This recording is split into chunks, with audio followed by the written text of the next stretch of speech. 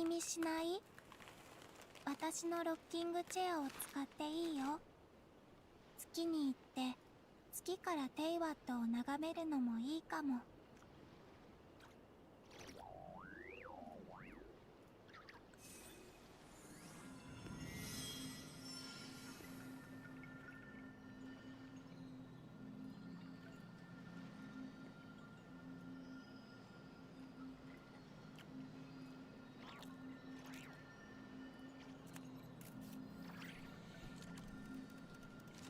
Hey Papa Aeon, welcome to the stream.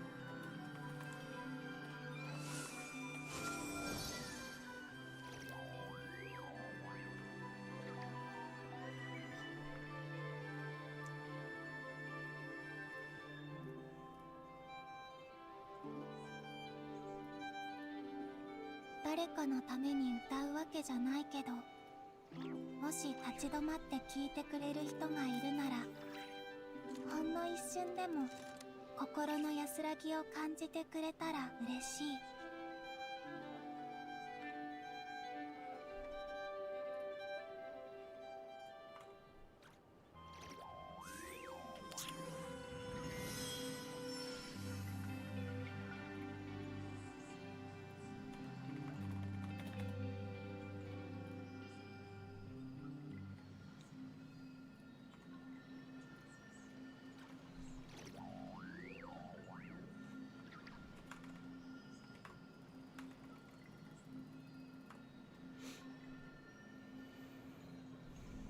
Ayo Mass Knight, Ayo Flying Ligma, welcome back you too.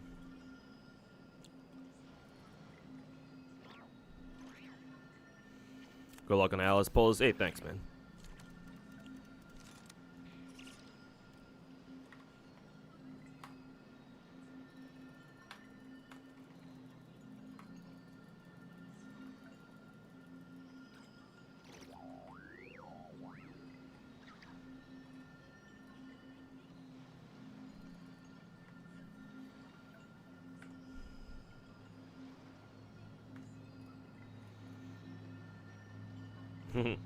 Hey yo, Goblin Molester, welcome to the stream. Interesting name.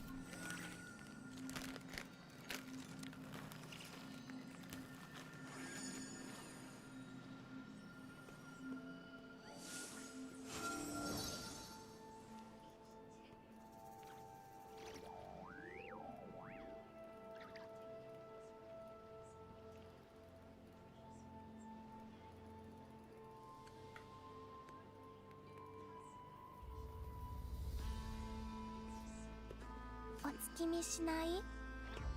私のロッキングチェアを使っていいよ。月に行って月からテイワットを眺めるのもいいかも。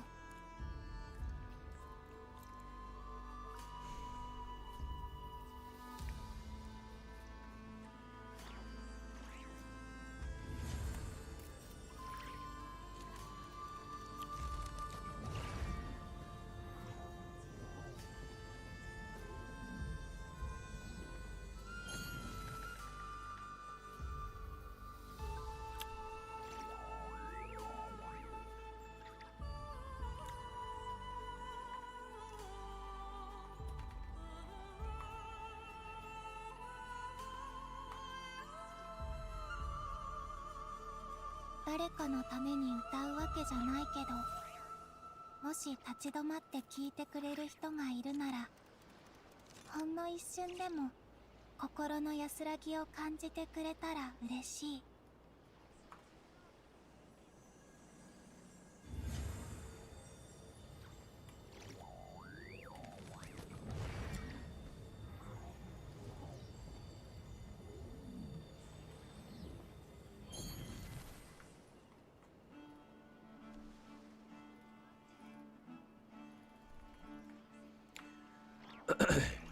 Okay. I'm gonna stream WoWa tomorrow anyway, so I'll just end the WoWa grind here.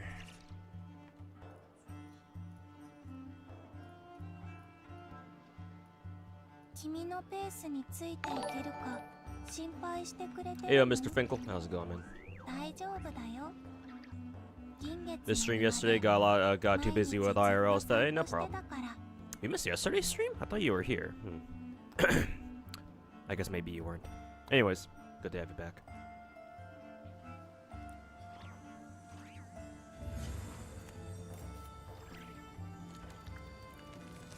Hey, Blazing, welcome back.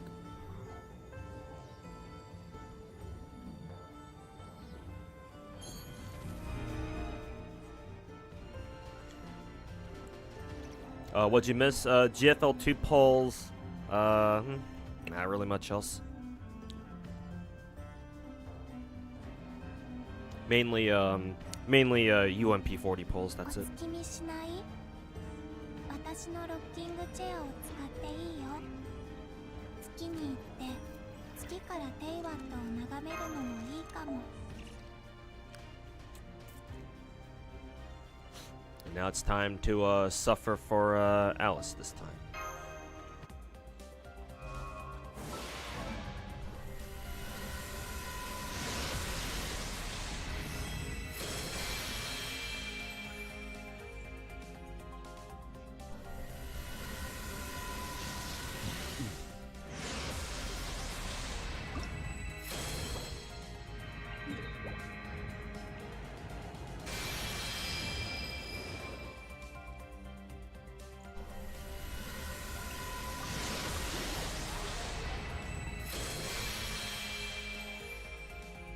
Got Laney off a first multi, first time ever in that game. Nice.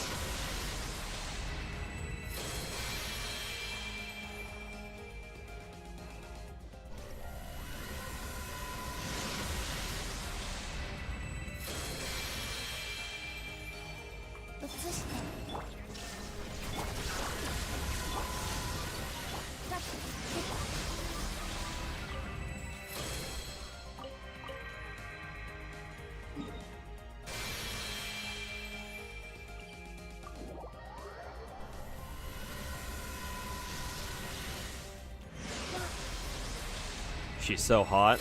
I assume you're talking about Alice.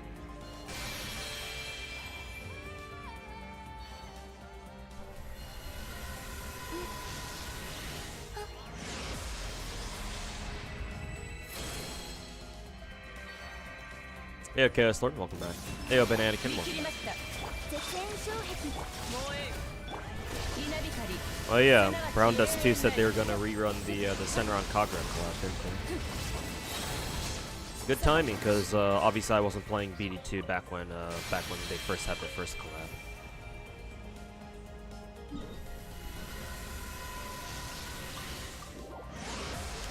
How did the UMP 40 polls go, Mr. Streamer? Pretty damn good, actually. Can't lie. I only went for V0 UMP 40, no signature, because I figured just her battle pass gun, or the battle pass gun is good enough. But yeah, got her on the coin flip, on the first coin flip, and then I went to go pull for a couple copies of 416, and got some early pulls, so that's nice.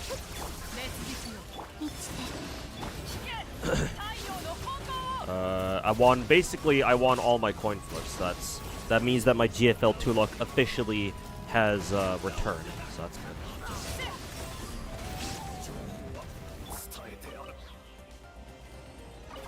And on the last multi I did to grab V3 416, it was a double 5-star. But the second one was a Peritia, which means that whoever I pull next, whoever's banner is next, it's a guarantee.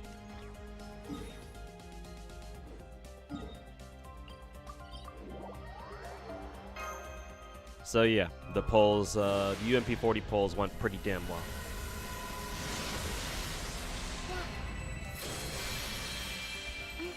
Yeah.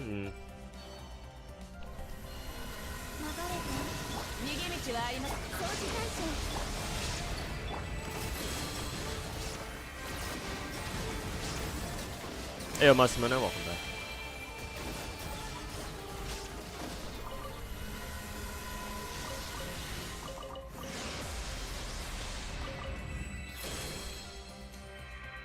Playing at Joe, you should check out this guy called 2. Yeah. I don't know, I heard that dude's been playing at Joe for quite some time. Still just waiting for DP12. I feel like she should be... I feel like there's a very good chance she should be up next, right? Because I don't know, I was kind of talking about this a little bit, pretty briefly, yesterday when I was doing my polls, but I feel like Global's like more or less caught up, or more or less has stabilized its release order now. Like I don't feel like Mika's gonna keep pulling out their dartboard after this. Now that we have UMP 40. Because, like, at this point, the only character we have who's, like, very, very obviously out of order from the CN server is Sakura, Type 100. Type 100. So it's like... So, like, besides her, it's like, well, we're actually pretty on track now, aren't we? So it's like... I feel like we should be... I feel like we should, like, follow... the Chinese schedule now. I feel like, I don't know.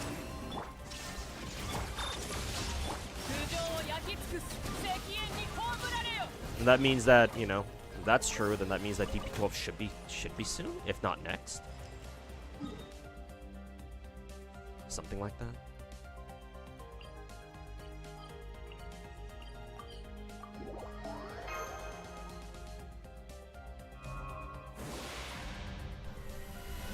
Any analysis? No, just started pulling. This is barely my... Well, I said barely, but I think this is the very start of my third multi, so... What are the chances of getting another 5-star character and within 3 multis again, like I did with Alpha?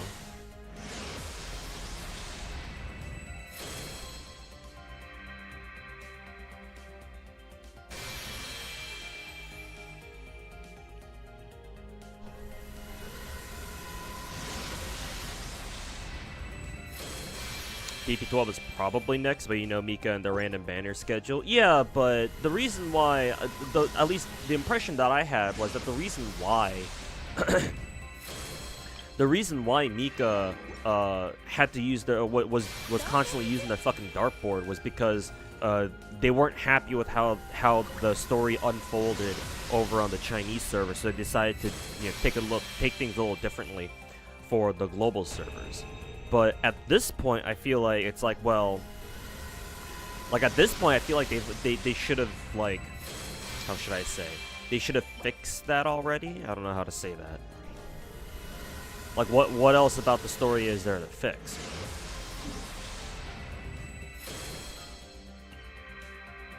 So I don't know. I don't know how much longer they feel justified in using their dartboard, you know?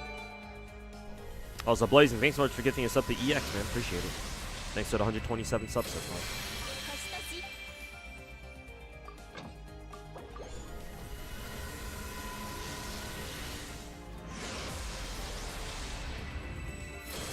Lots of casters.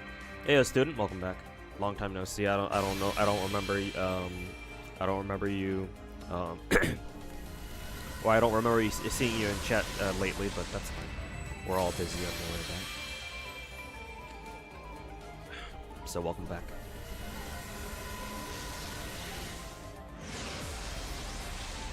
Okay, what do I need to get done?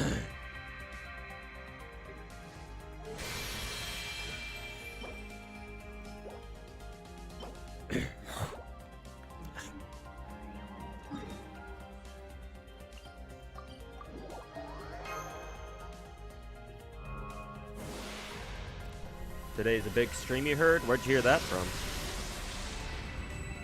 Unfortunately, not can't do another big stream. Can't do a big stream today. The stream might only be like 2 hours long, honestly. But we'll see. Yeah.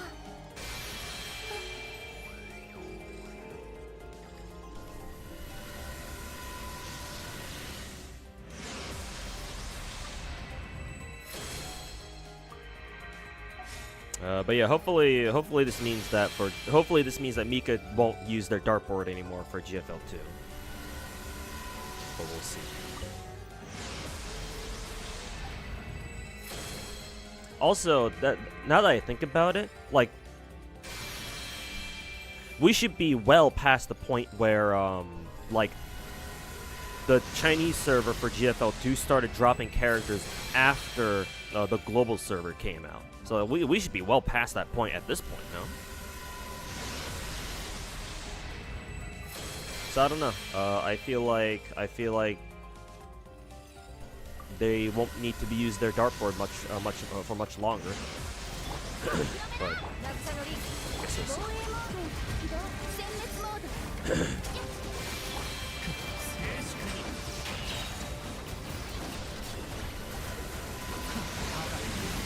Yeah, Sakura. Welcome back.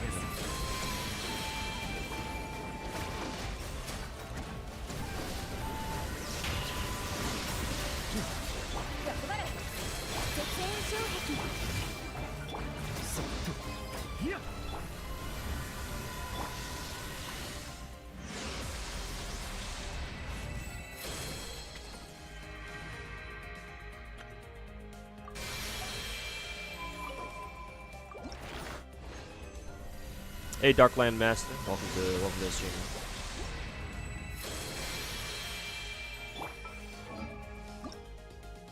Okay, Flynn's needs 15 more, so like 5 more runs of this shit.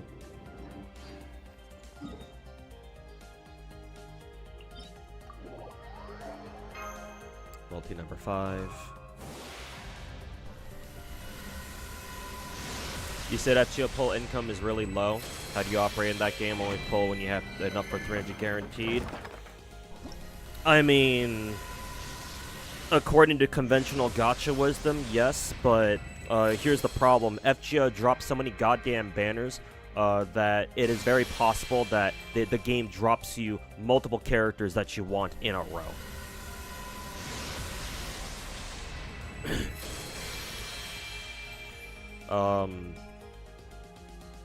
So yes, while saving 900 Saint Quartz is the smart thing to do, unfortunately, this game isn't like New Age gacha games where where banners are very uniform and you know exactly what's headed your way and you can plan around that. No, this game's not like that. Even on the NA server for FGO, where we have a 2-year clairvoyance.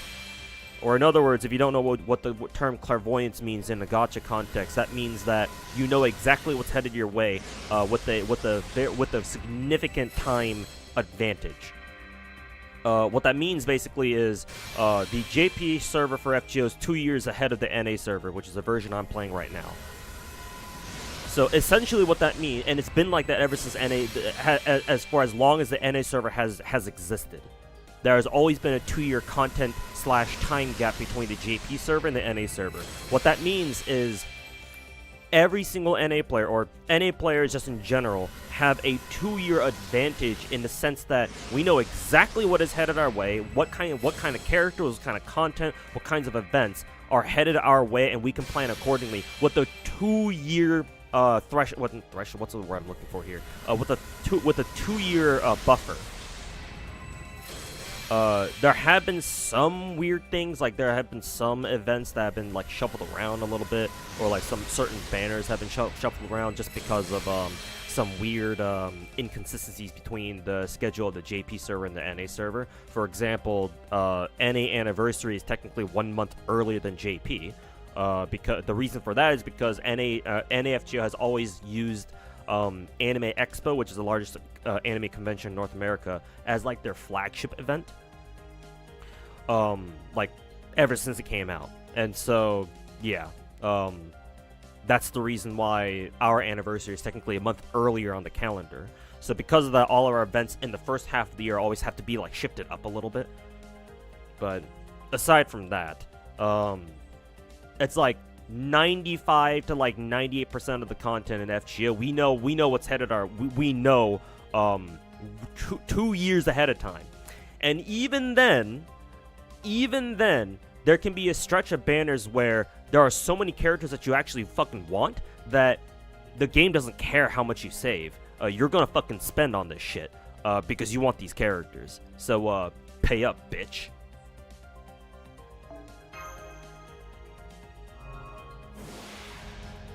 All you can really do as an FGO player, regardless of which server you play on, is to like fucking, I don't know, pick a god and pray that the devs don't drop like 6 banners in a row that all have servants on that you actually want. Oh, there's a double-sided. Let's see if it's Alice.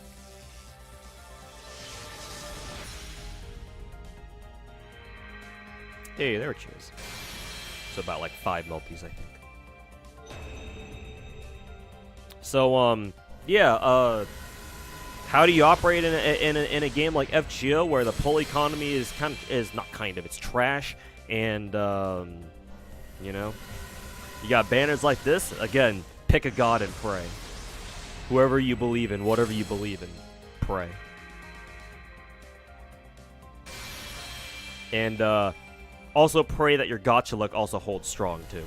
I got lucky here, and I got both of these collab characters with within a very reasonable amount of Saint Quartz. What, Alco in 3 multis, Alice in 5, I think 5 or 6. That's really good luck, by the way, because that means I got two 5-star characters within like what, 240 Saint Quartz. The average for any 5-star character in this game, or any 5-star servant in this game, is one every 300, or basically 1 every 10 multis. A little bit higher, than that if you're specifically going for a limited rate up.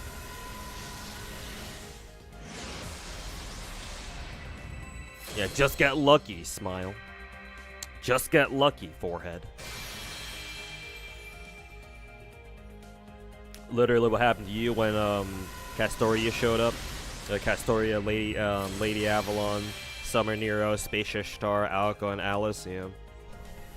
I mean, if you got all of them, then hell yeah. Yeah, if you got all of them within 1600 synchros, I feel like that's pretty damn good. Because how many 5 SSRs is that? Castoria, Proto Merlin, Summer Nero, Spishtar, Aoko, Alice. Yeah, 6 5-stars within 1600. No, it's below average at least. Could have been worse, that's for sure. Did miss out on a FGO character? Yeah, plenty of them actually, Memi. I had to stop whaling in FGO back when I first lost my first job 3 years ago, back in 2023. So yeah, no.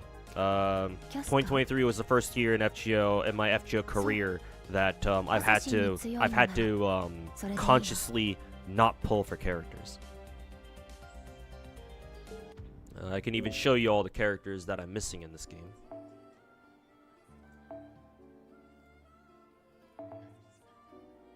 So all the characters here that are blacked out, or they're faded out, or they just say unsummoned on there. Yeah, these are all the servants that I have not been able to pull for. You can tell because before this server right here, number 317, I have everyone else. I have everyone else, and then this is the point in time where I stopped pulling because, you know, no more job.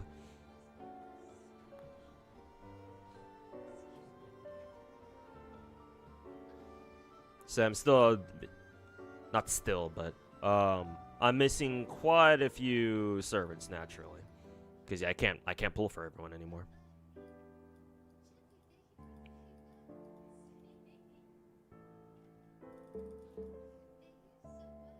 Actually, who was that last one?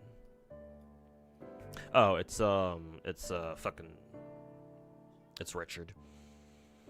Because we got richer fucking 2 years early, or at least a year early, which is fucking hilarious.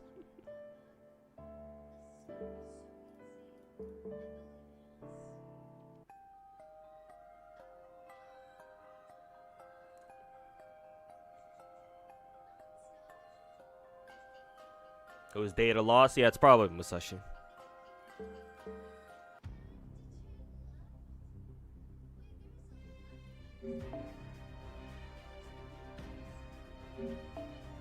Yeah.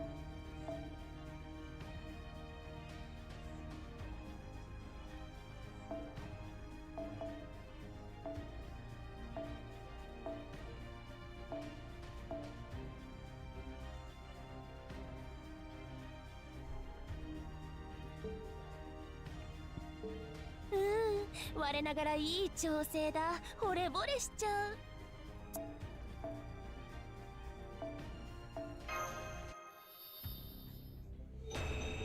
Is that classical music in FGO? FGO's got has a yeah, it's got its fair share of classical music. 少し以前の感覚に戻った気がする。生きているのに過去に戻るというのもおかしな話だけど。Is pity carried over? Nope. There's a hard pity in this game, but pity does not carry over now.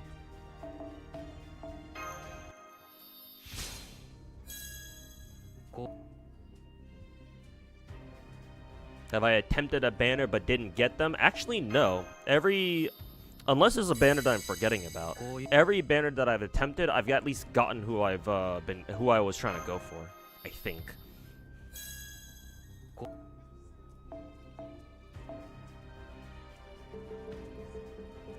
Which, that in and of itself, to be fair, is incredible luck. But, you know.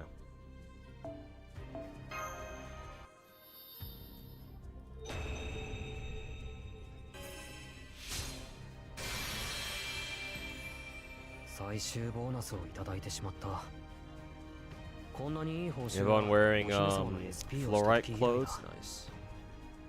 Where?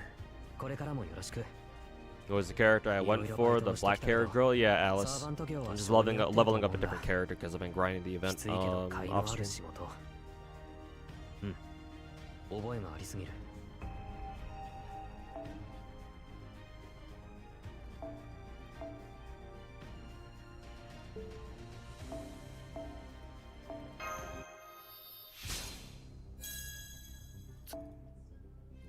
Show Ishtar, because they say Yuno was heavily inspired by her. Yeah. You can, when I show you Ishtar, you can definitely see the similarities.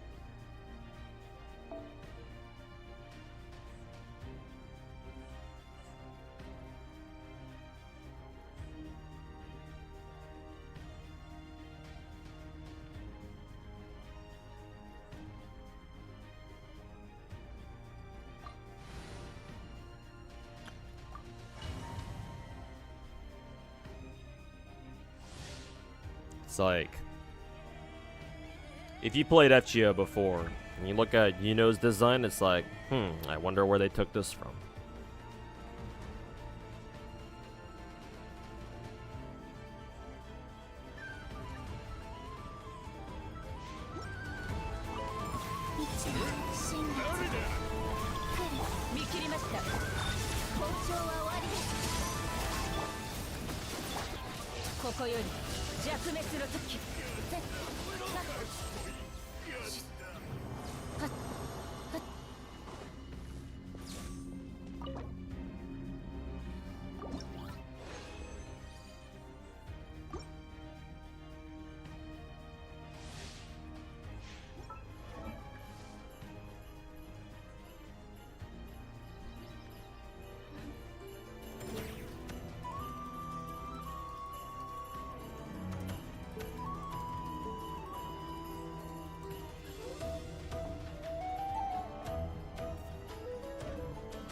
Congrats on us. Hey, thank you, man.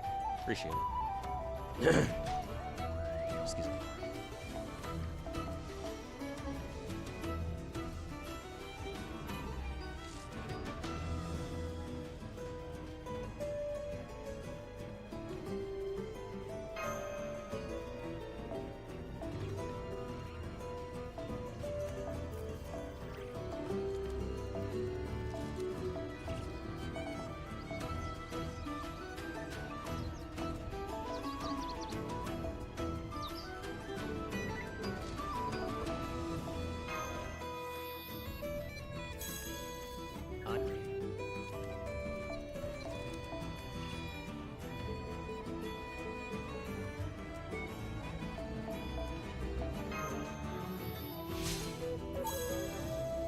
I wonder if they'll give Ishtar a buff or an interlude when Strange Fake ends.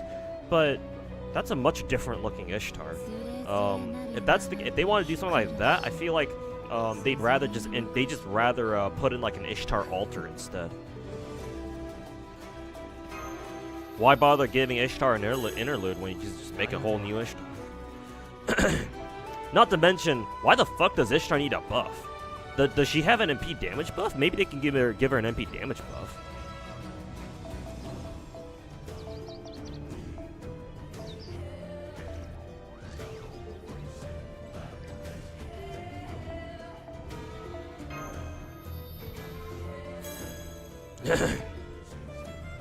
Isn't Space Ishtar technically Ishtar Altar? Oh, that too, yeah, I guess.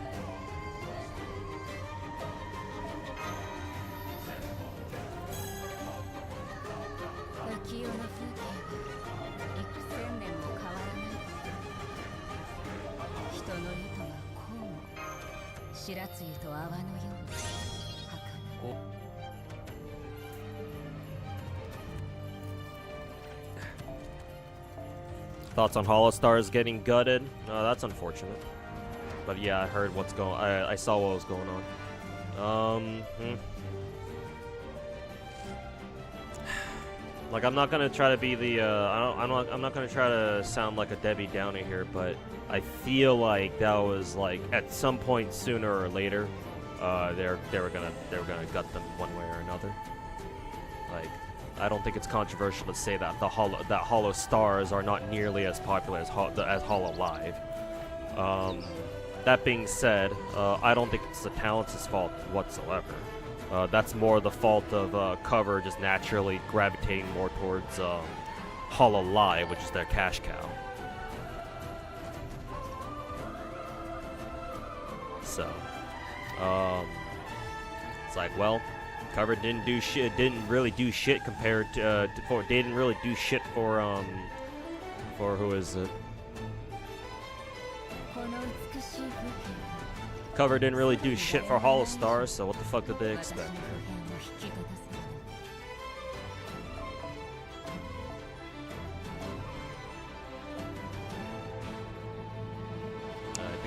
I think this dude was a berserker.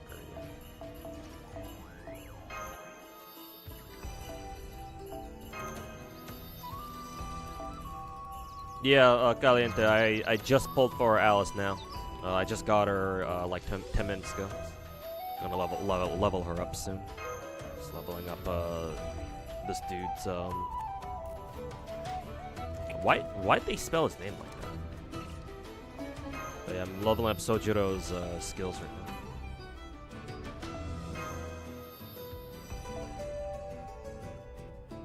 now. Is this girl Alice strong? Is she a strong unit? That's a good question, actually. I have to check her skills. Oh, also, Papa Aeon, thanks so much for the donut, my dude. Appreciate it. Anyone you'd like to see for Nikke's 3.5 banner? 3.5 banner.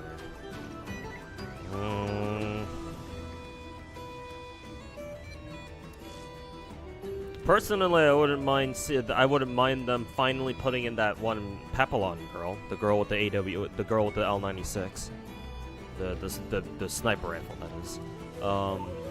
Because she's been in the game for God knows how long, but I think they've kind of forgotten she exists. So, I don't know. Probably not.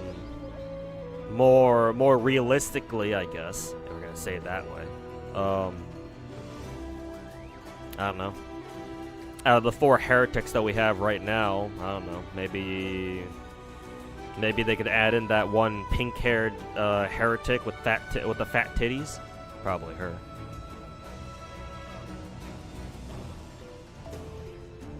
I didn't give Sojiro foes yet.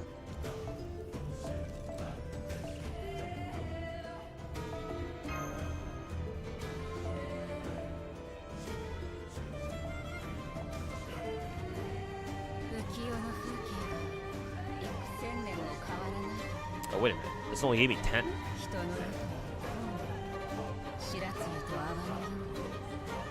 Here, the other 10.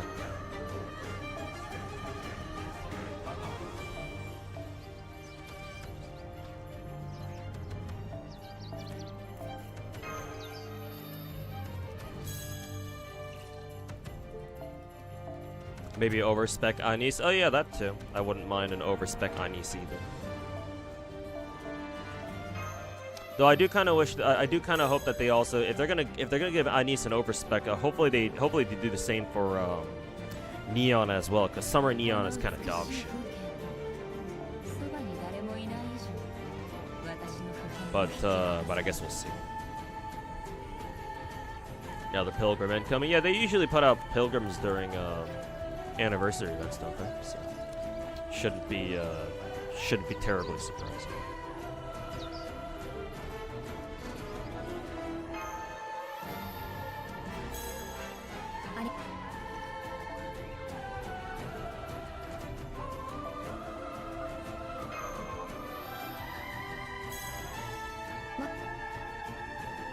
Had a brain fart, thought I was talking about Genshin Alice instead of FGO Alice. Yeah, so many anime characters named Alice.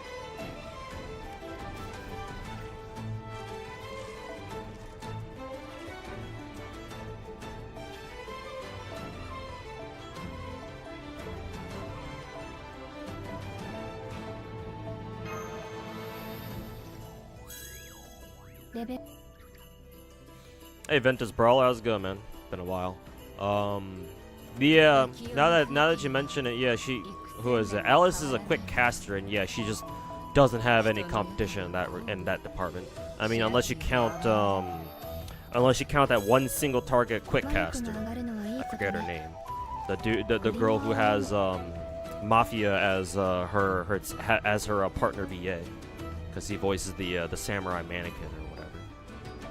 But yeah, no. Aside from her, and she's not even like technically, they're not even competing against each other because single target versus AOE type shit.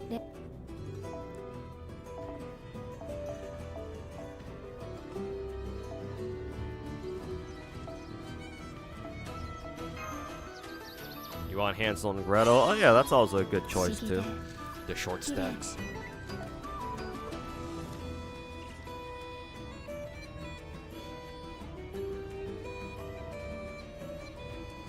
Is FGO server Mozart realistic? Realistic? Not really, but it's nice that he's here, I guess.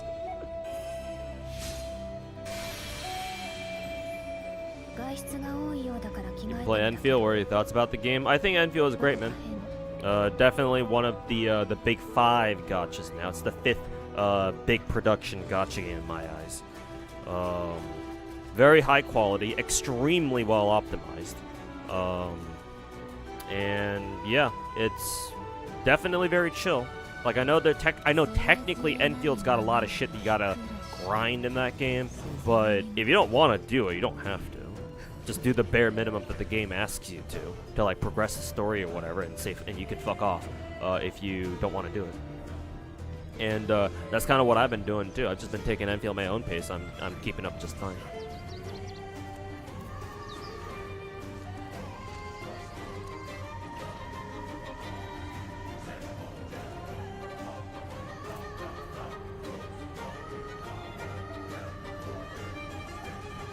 Also, Genshin soundtrack going hard right now.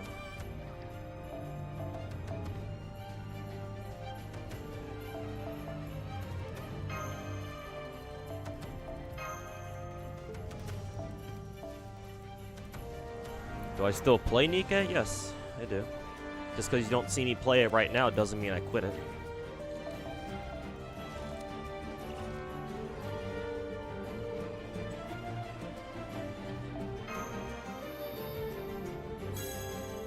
If you can pick one character and get them immediately that you're missing any of the big 4 gacha games, which one are they? At the moment?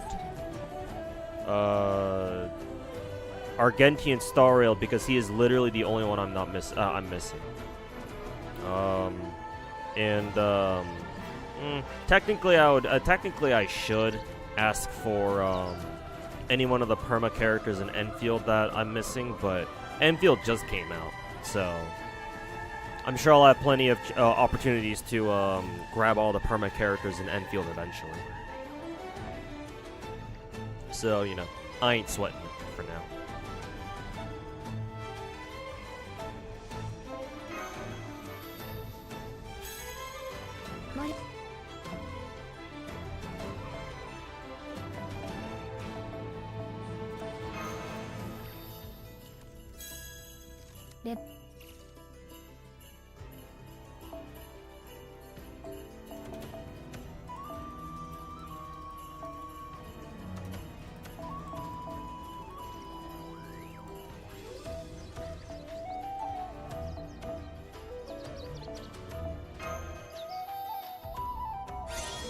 You know the animator?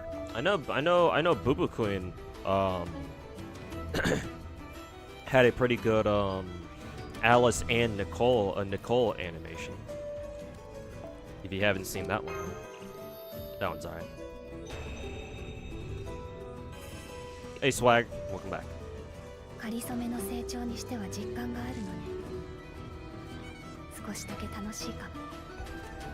You're playing Where Winds Me until the new update, and the new area is can't play it because the new area has optimization issues. Yeah, that's why optimization is really important, man.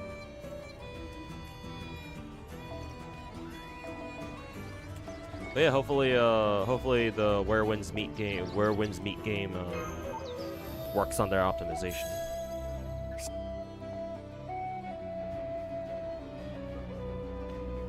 Have you seen her wedding dress? Oh, speaking of which, is that wedding dress also another gacha skin? I kind of expect it to be, right? So I guess that means that they gave 416 2 fucking wedding skins before everyone else. Or 2 fucking gacha skins before like the majority of the rest of the fucking cast. Actually, how many other dorm skins, how many fucking gacha skins does GFL2 even have by this point? Is it just 416 and UMP?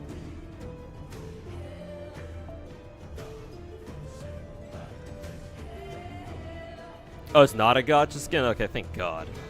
If it were, then I'm like, oh God, another one?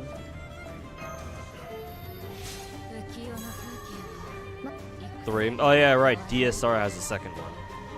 Oh yeah, of course it would be her.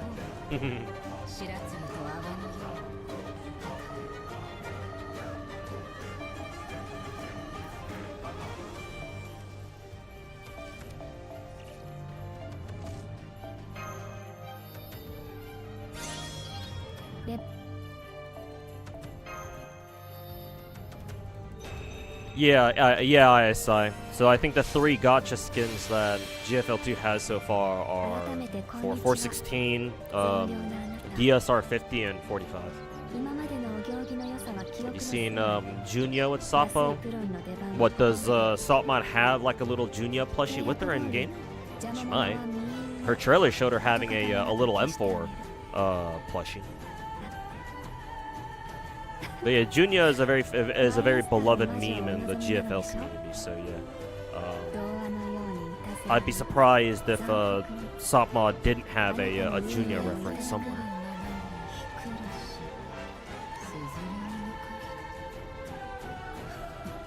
And Feel has a unique banner system. Oh yeah, no, I know about it. That's how I was able to pull my my Yvonne and my Angelina so early. Back when the game first came out.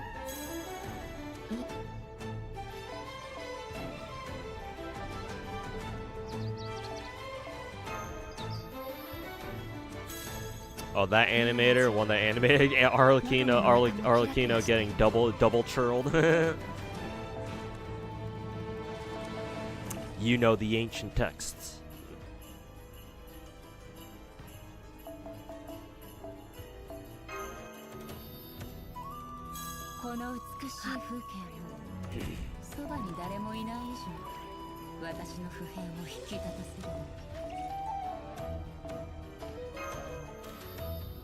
Excuse me.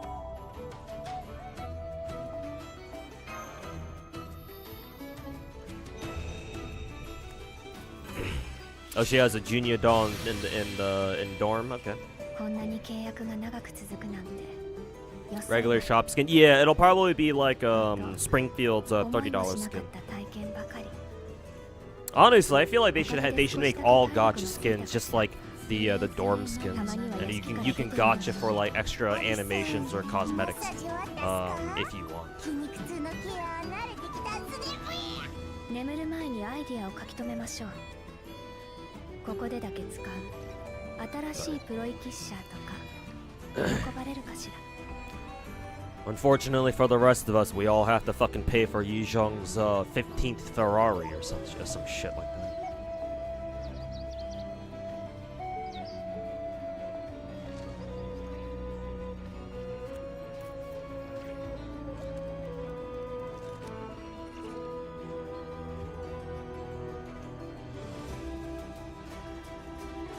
I mean, that one artist who got their animation playing that one Italian Senate conference when the Zoom call got hacked.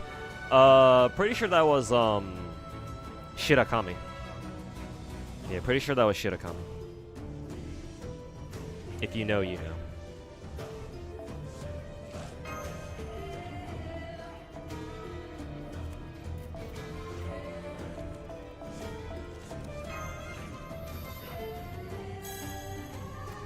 Yeah, 2 names. Oh, he went by 2 aliases.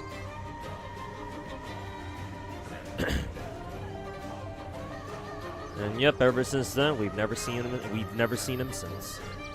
Probably got his ass disappeared by the CCP and had his organs harvested or something.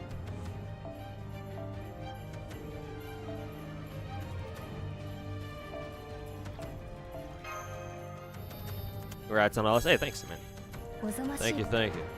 Yeah, this will give me quite a bit of Sankors to play with when anniversary banners show up.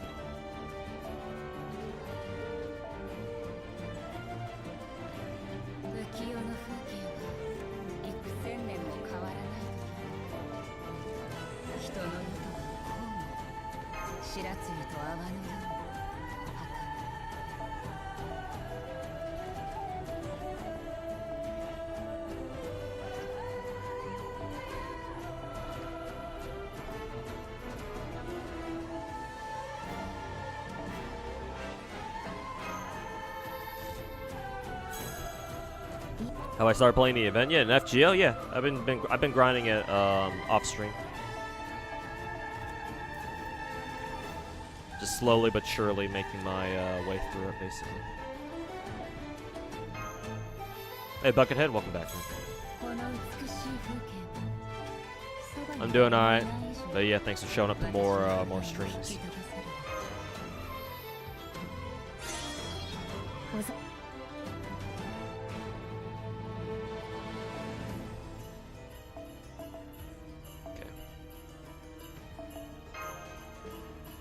Give Alice foes and a level up her skills, and then I'll be done with FGO for today.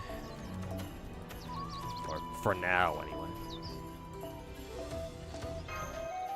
Nice music, yeah. The Genshin music is kind of carrying the stream right now.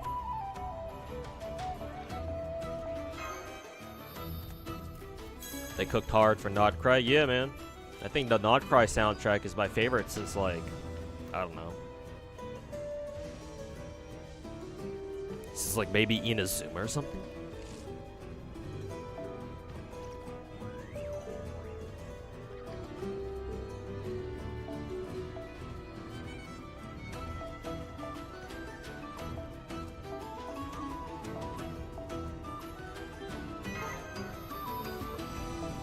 Didn't know Genshin had music that went this hard. To be fair, Genshin's soundtrack in-game at least played it pretty safe. And like, I don't want to call it passive, but I don't know how else to describe it.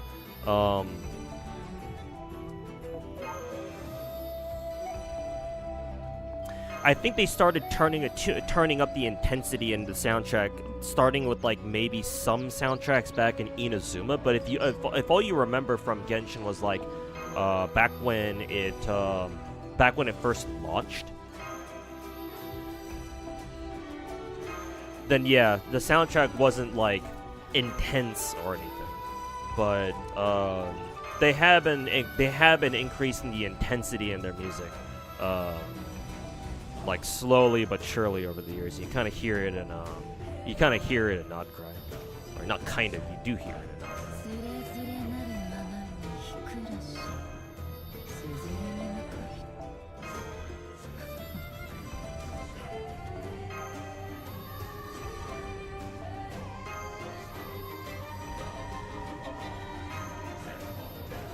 I already have Skirk and Skilfy, so I can hella save on this patch. Yeah, I can. I was debating whether or not I wanted to pull on their weapon banner because I don't have either of their signatures. So technically that means that that's actually a really good banner for a really good weapon banner, because even if I got spooked, most likely it'll be a I'll just get spooked by the other signature weapon, you know. So that means that I can go grab both if I'm willing to go that far. But after thinking about it for a little bit, I was like, well, I can already do all of Endgame even without their signatures, because I already have Skirk and Escoffier. My Yelan is fucking cracked as fuck. So it's like, well, you know, do I really need to pull their weapon banners? Nah. So I've decided against it. So yeah, that means I can save for Linny, like next patch. And like, actually, when is next patch? Actually, isn't it like next week? See. Yeah, it is next week. It's like in 3 days. Yeah, there you go. Okay, we're done with that shit.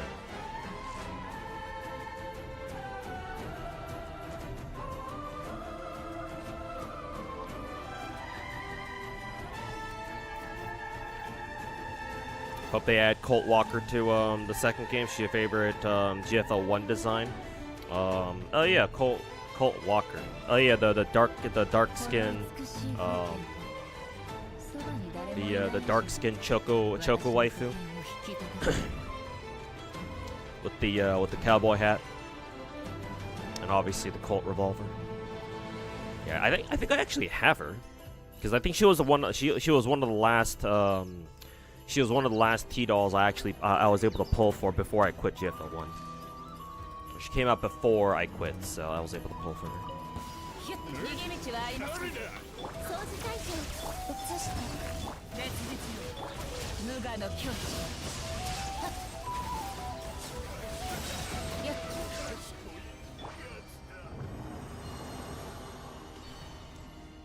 Also, the 4-star Nodcry weapons are really good for Escoffier. That's cool. I'm already using a deathmatch on her, so I think that's pretty good, or that's good enough. But yeah, that's nice to hear that the Nodcry 4 stars are really good on her.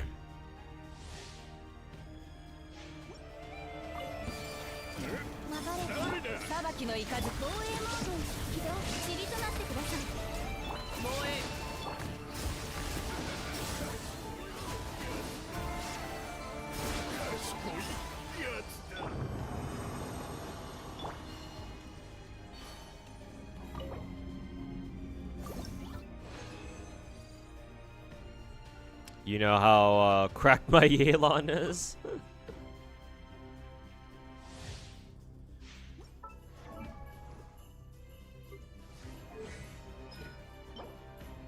Second craft 8.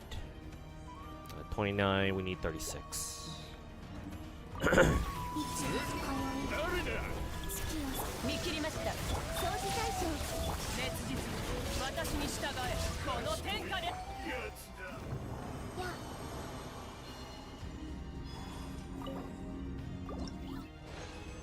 Oh, you guys can still hear the FGO soundtrack.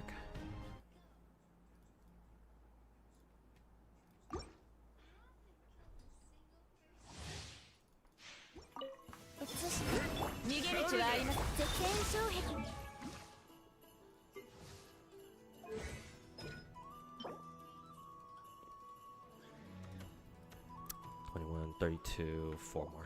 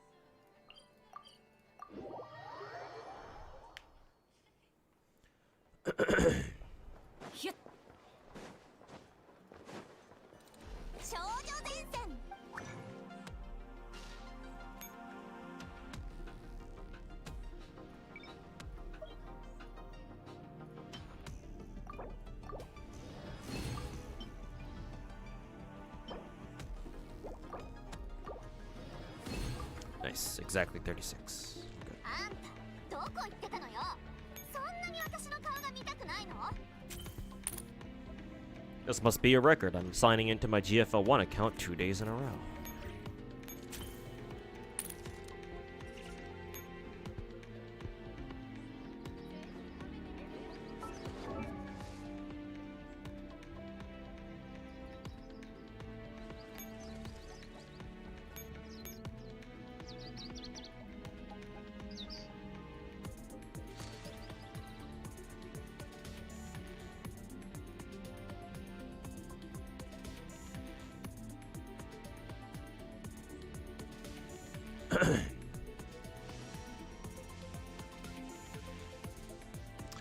Actually, do I even have Colt? Well, no, I do. Yeah. I remember this one because I believe this was a Battle Pass skin. And actually, this was one of the last Battle Passes I actually bought. I didn't buy a whole lot of them because they only started introducing me GFL1 Battle Passes towards the last few months that I played GFL1.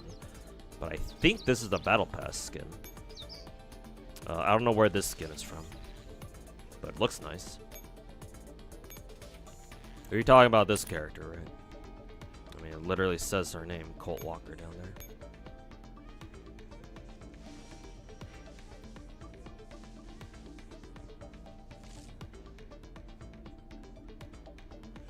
People might not remember, but waltzing through Sumeru Desert with Yelan C1 was a lifesaver. Yeah, her and Wanderer.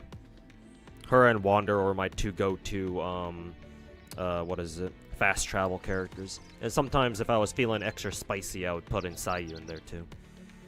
Actually, I think I had Sayu in there by default just because double Animo gives you a 15% speed boost, I think, just by default. And yeah, you bring in either Dehya or Rosaria because they also have day-nighttime run boosts as well. I think they all stacked too, I'm pretty sure. Maybe they didn't, I don't know. Either way. You know. Do I like Wanderer? I'm neutral on him. He's alright.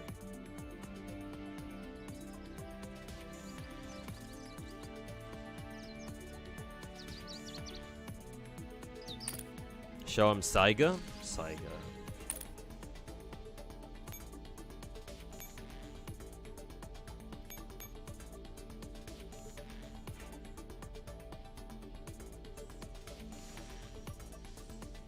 Oh, this is definitely a Battle Pass skin, by the way. Oh, cool. They gave her a wedding dress skin, too. I would have definitely picked this one up. Or... They usually have wedding dress skins in gacha, so I probably would have had to pull gacha for this. It's not Live 2D though, so it definitely wasn't a fucking, you know, $500 fucking skin, but since it wasn't since it's not Live 2D, it's like, okay, I would have probably gone for that. 100, 200.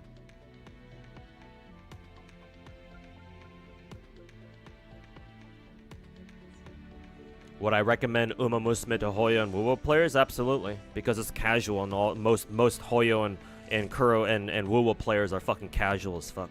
So yeah, of course Uma Musume would be perfect. It's not just them. I would recommend Uma Musume to most gacha players.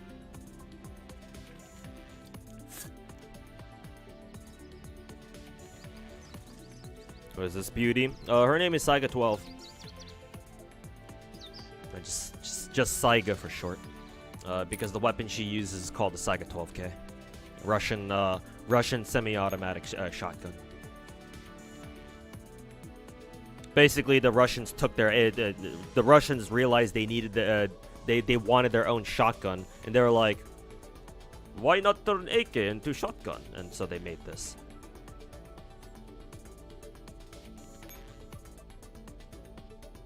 And they call it the Saiga 12K. Or if you wanna abbreviate it, you can just call it the S12K. S12K, Saiga. I like calling her Saiga.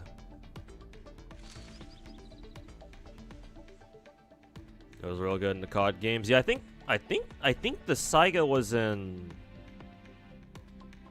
I don't think it was in Black Ops 2, right? Because in Black Ops 2... No, maybe it was in Black Ops 2. I think it was, actually. Hold up.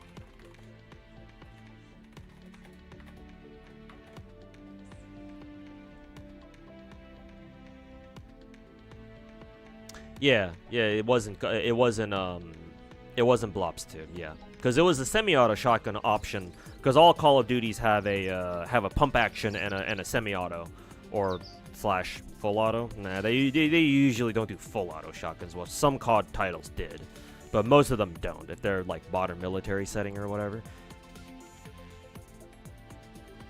So yeah, the Saiga was the semi-auto option, shotgun option for Blops 2. Technically, the M1216 wasn't semi-auto because it was technically like burst. It was a weird burst shotgun. Like you could full auto 4 shots at a time, and then once you shot 4 shells, yeah, your dude like turned the cylinder on the bottom, so you could shoot another 4. So it's like, all right.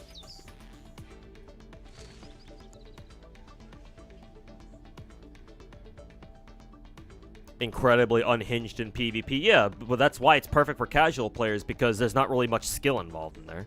All you need to do is just try to build the best Uma you can and fucking pray for the best.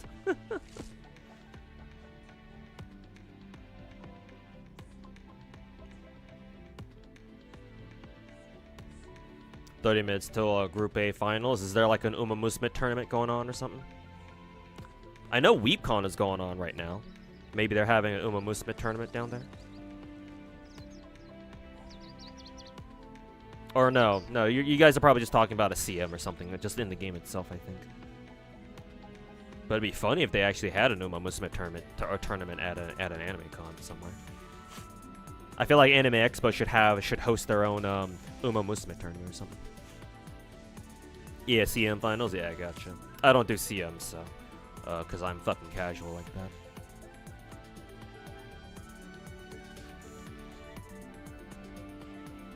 Meanwhile, the Saiga 12K and GFL2 is fucking Vepli. Yeah, and that's unfortunate. Because we're never that probably means we're never gonna see this girl ever again. Well, not in the second game anyway.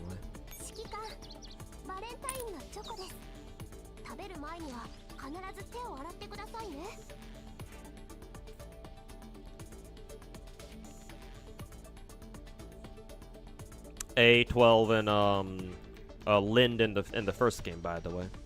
And this is the exact skin they no, actually not this one. This is their pajama skin technically. This is the skin that they took. Her swimsuit skin.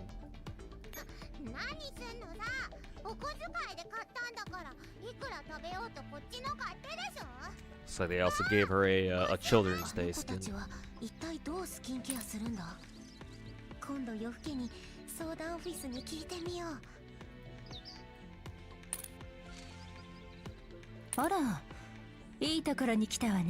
DSR 50, by the way.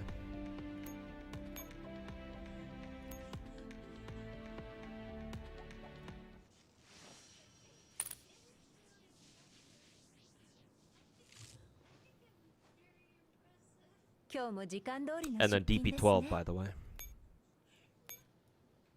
民族学はお好きですか？地域によってカルチャーも伝説も異なります。今日も時間通りの出勤ですね。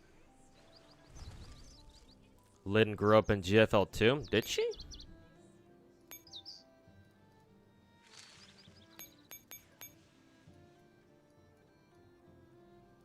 I think this is just a skin that she's in. This is her default skin.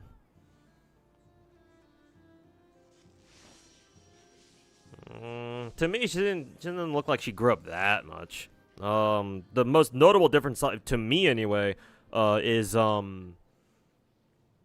I think they got rid of her eyeshadows in GFL 2. Maybe she still got some eyeshadows, but here her eyeshadows are much more prominent in her character. Like across all of her skins, even her fucking lolly skin. Every single one of her skins like shows off her eye bags quite a bit.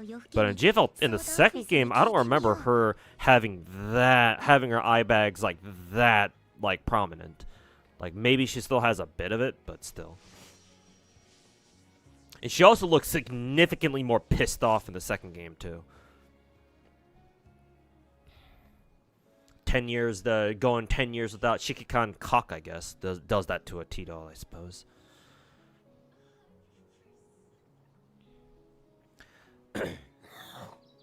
Yeah, excuse me.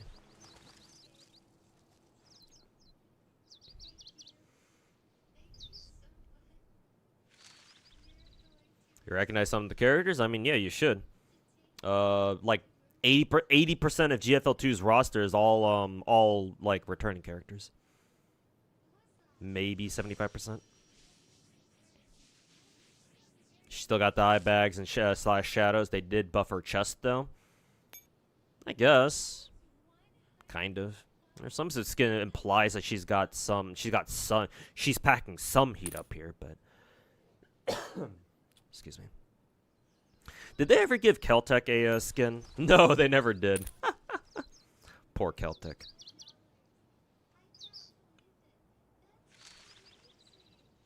Helena was it? Yeah, or Helen? Just Helen. There's no A at the end. But yeah, no. DP12 will show up soon.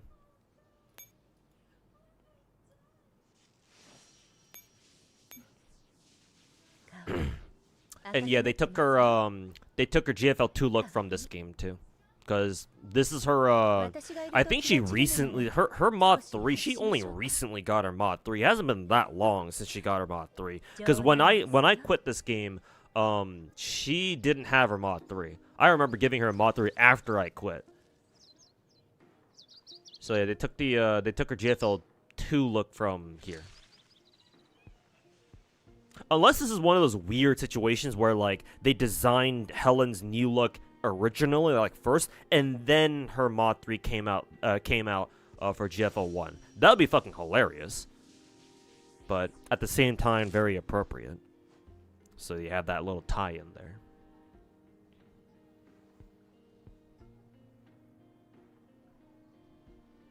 You know what that does to a T-doll? Yeah, I'm aware. Enough to drive some girls like Mark 23 crazy. She's the tankiest unit now. I sometimes used her before she got her mod 3. But yeah, for shotguns I usually use. Yeah, last I remember, LTLX was the best, was bar none the best shotgun in the game. But I still used SAT 8 and I think Captain China was pretty decent too.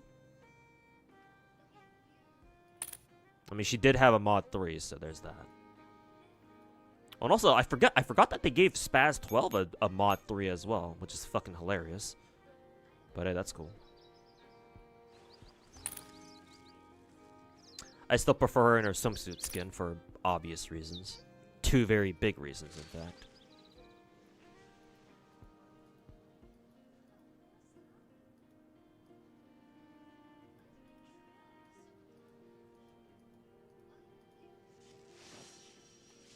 But yeah, LTLX was I think she was the best shotgun in the game, back when at the time that I quit the game.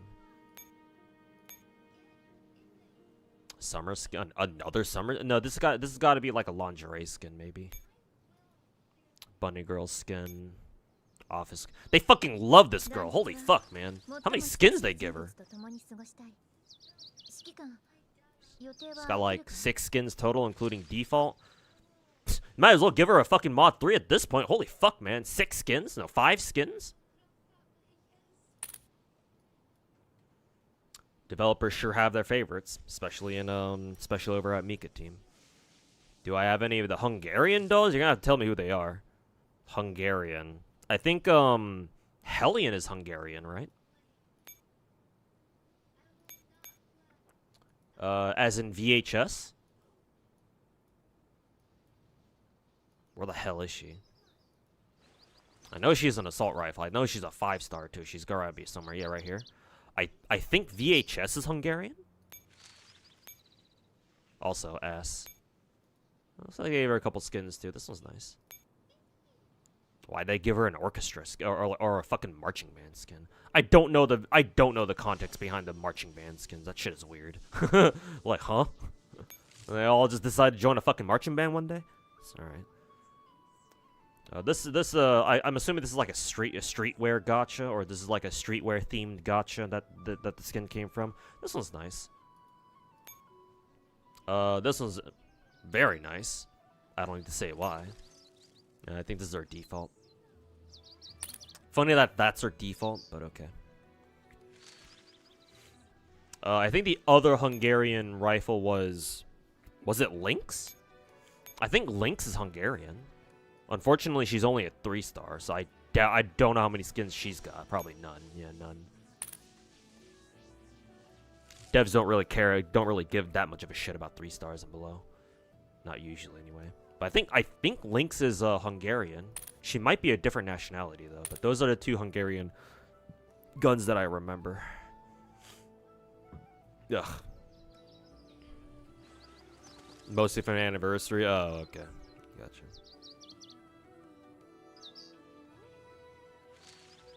Gepard, 43M. I don't remember 43M, but I do know Gepard. Yeah, she's a 3-star. So yeah, obviously I would have her.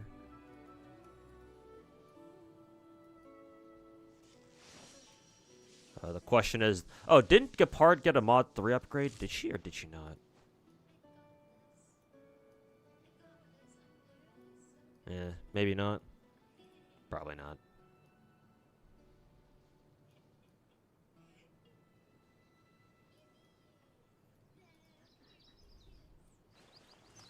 More to the point, where the fuck is she?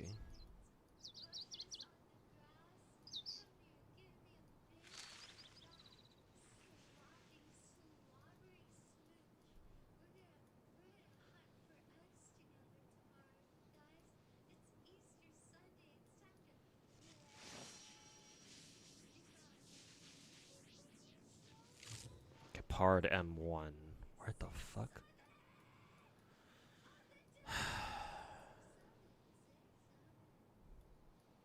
Yeah, right here. Okay, she did have a mod 3. Yeah, there you go. Maybe her, they gave her a couple skins.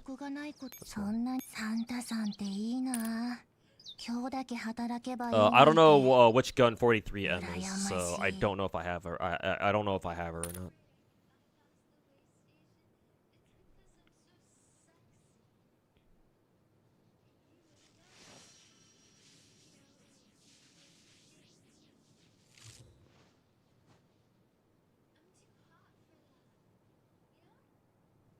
Mom Field spotted. Oh, Springfield.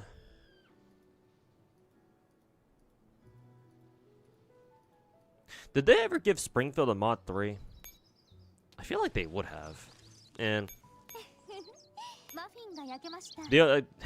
I'm surprised they didn't give Springfield more skins, because holy fuck, man, Springfield's pretty popular. Because I recognize all these skins.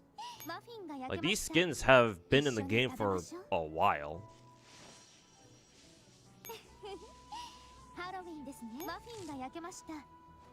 Also, funny that I have her $30 skin in the first game, but not in the second game.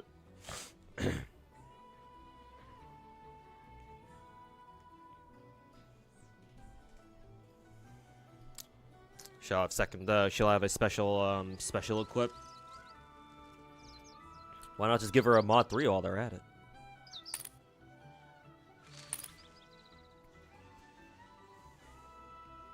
It's crazy considering GFL2 is by far the best Hydro unit. The same thing happened with WA2K. Macchiato in the second game is still one of our better characters, I think. No, as our Omega Cryo DPS. She was the exact same way in the first game. She was one of the best. At launch, she was one of the best snipers in the game, because at the time, the sniper meta was basically you wanted snipers that had a rate of fire boost skill like WA2K did. Because that was the biggest problem with sniper rifles, sniper characters in the first game. They just didn't shoot fast enough. Like they didn't lack for power. They just need to shoot faster. And so snipers at the time, if they had a skill that boosted their own rate of fire, that was like the best skill you could have, like during year 1, year 2. But that slowly that slowly like became irrelevant because we started getting over the years we started getting more and more characters, more and more pistols and other our rate of fire buffers like this girl, like a Calico. So like Calico, 5-7, others. And so at that point, like they gave you so much rate of fire boosts, it's like, yeah, it doesn't really matter anymore. So you'd rather have sniper. Over time, slowly, the sniper meta shifted away from WA2K to other like other more specialized snipers, basically.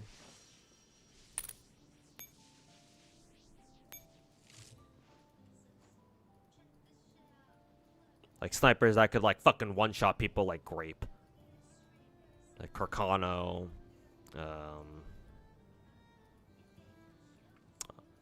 I'm surprised they didn't. I'm surprised GFL2 hasn't put back War God into GFL2. Where the hell is War God, dude?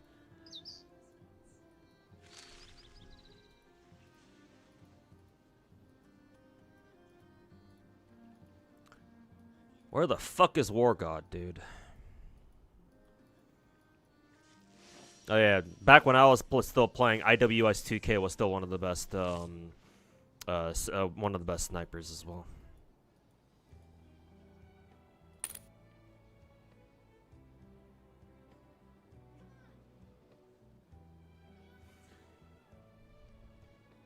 Okay, scale with shields. There's no shielder outside of Alva. I guess we're just erasing Suomi from my memory now, huh? But no, point taken. I've heard that Alva. I've heard that AN94 replaced Suomi as our premier cryo support, or I guess cryo shielder now. R93 is also good. Oh yeah, I remember using Blazer a couple times for a couple of events because for some reason she's really good. I don't know why. Yeah, apparently R93 was really good.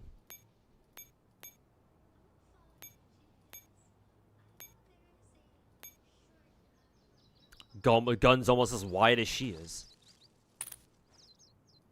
But I'm just waiting for them to add Scar H back into the game. Her and her sister Scar L. Just want the fucking the FN twins back in the game. Just waiting for these two.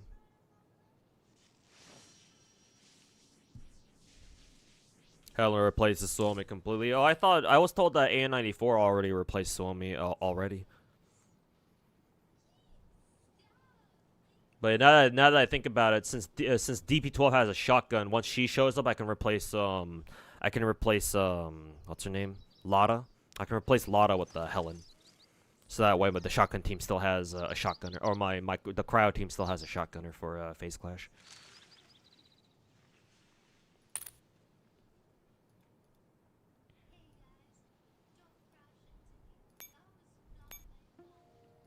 Also, HS50 would be nice too.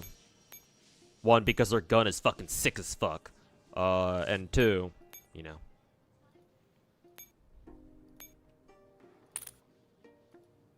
More chocolate, let's say. And Gunsmoke, you still use Suomi next to A94. Oh, for survival. I guess I can see that. Also, it'd be nice if they put in Barrett 50 cal back in here too.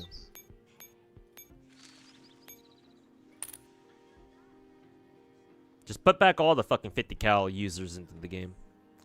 Barrett, Deagle, HS50. How many more we got?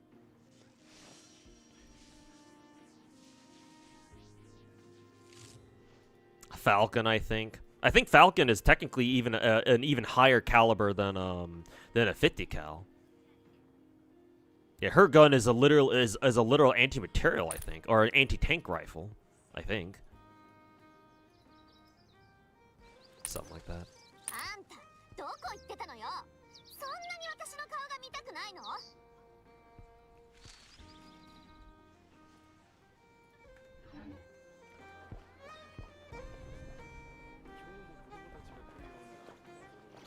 Deagle will not come to the west.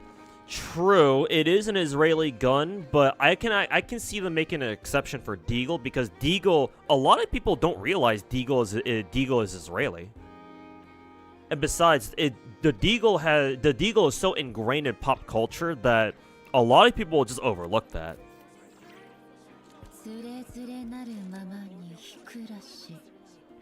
Like I don't think they'll ever bring back like Negev, Tavor. Technically we have the Galil, but because Latara uses it, but like yeah, the Tavor and Negev especially, because she's literally got fucking stars of David on her fucking face. Like I can see them never coming to GFL2, at least not for a long time. But Deagle, like this is Deagle's design in GFL1, by the way. So just for reference, for those of you who don't know what we're talking about, this is Negev. Say hi to Negev. She's literally a yandere Israeli, and yeah, you can kind of fucking tell. Gee, I wonder, chat. Chat, is this girl Israeli? Is she Goy? It's like, bro, she literally wears the fucking flag on her character, man. Like, how much more fucking blatant can you get with this? Though her skins are pretty fucking sick, though. Well, this is her lolly skin, but even her lolly skin's got fucking stars of David on that shit. But hey, her Obsidian Princess skin is one of the most metal fucking skins in the entire fucking game, even, you know, 5 years later. And this is my usual default that I like to use. But yeah, her default skin is this. So like, yeah, no, they're not bringing this girl over the second game. Like, they would have to do a major fucking overhaul of her original design to ever even begin to consider bringing her ass over.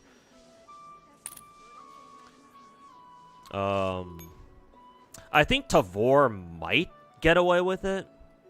Like, yeah, sure, she's Israeli, but I from what I remember, it's not like her original design was that obvious.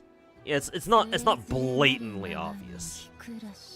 Like, I guess if you wanted to stretch it, yeah, she also wears the colors of the Israeli flag, cause white, blue, and all that shit. But like, it's not nearly as obvious. So like, maybe I could see them bringing over Tavor. Maybe. But the gun nerds would be like, oh, she's Israeli, and so they might make a whole stink about that. Deagle, on the other hand, again, Deagle is a fucking video game icon. Where's Deagle? She's one of the Anvi sisters.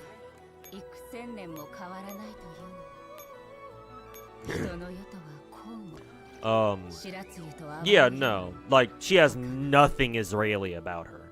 Nothing. Like, I'm fairly certain Anmi herself didn't even realize she's technically an Israeli gun. Or, manufactured by an Israeli company.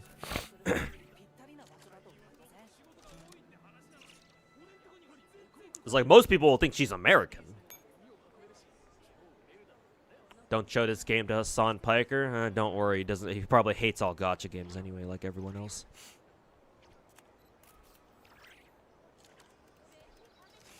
Yeah. So like, Deagle can get away with it. Also, to a lesser extent, Uzi as well. Because we do have Uzi in this game. I think she got a mod 3, so yeah, micro Uzi. We don't have the regular Uzi, just the micro Uzi. Also, she's got fat tits for some reason. Also, same artist as the same artist as the guy. You may have seen those infamous graphics card, you know, One-san or One-chan Twitter mangas, or you know, artist or panels made by that one artist. Same guy. You can tell art style is very similar, or art style is exactly the same.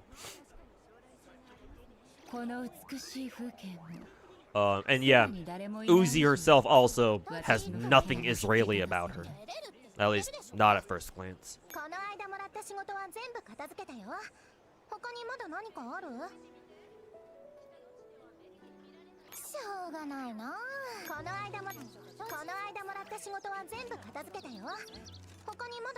So Uzi can get away with it too. Or, sorry, micro Uzi. Because technically the micro Uzi is a different gun. But yeah, no, the Uzi is also Israeli. The gun's literally named after the guy who invented it. Even though that dude said he didn't want it to be named after him, the Israeli government was like, nah, we'll call it the Uzi anyway.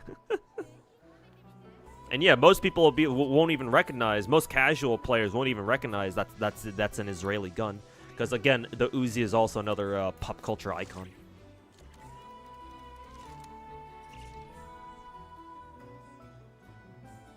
Imagine they add the UMP, they add the MP40. Oh yeah, no, the World War II German guns are very obviously dressed up as literal fucking Nazis. Like, hello. Though she does have some skins, like this one. I guess we can stick this Nazi in a bunny girl outfit, and she'd be much more culturally acceptable. Show SPZH? Well, what gun is that again? SPZH? What the hell gun is that? What gun type is that?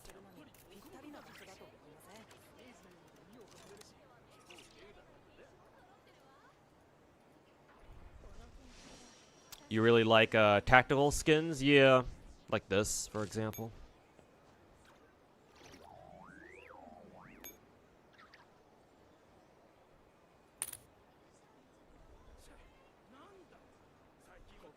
Architect? You're talking about a coalition character, though.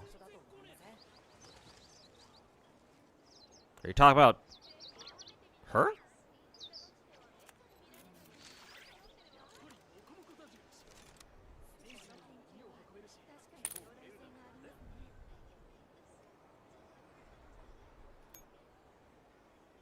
Wait, Vector's only a 4-star in this game?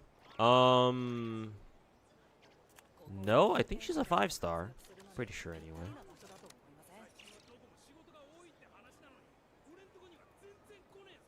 Or maybe no, she was a 5-star. Yeah, no, she's always been a 5-star. Yeah.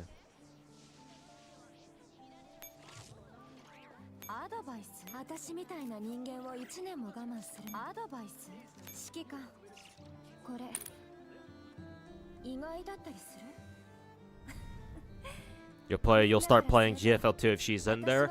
The funny thing about GFL2 is that they haven't begun to include any former Sangvis Fairy girls in the game. The closest we have, I think, is Fate Tusa, but I have no idea what her story is. Like, Fate Tusa doesn't exist in GFL1, but she's very reminiscent of the Coalition girls, because all the Coalition girls have like this black and white color palette to them.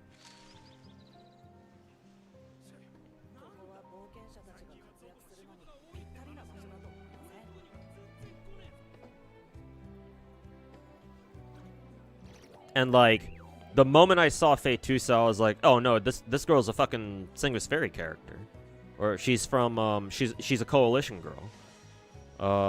But Fate Tusa doesn't exist in the first game, so like I don't know where they got her ass from.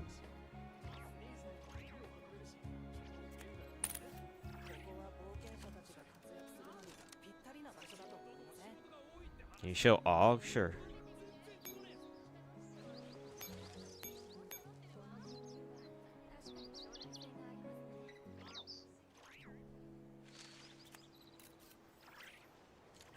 Did they ever give Og a skin? Oh yeah, they gave her a couple skins actually.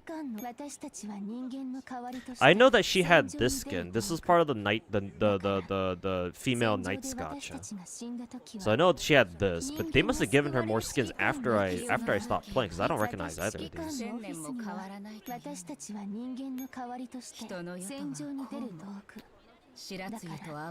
But yeah, I do want them to put Og back into the game. I want them to put Scar L, Scar H, Barrett 50 cal, HS50,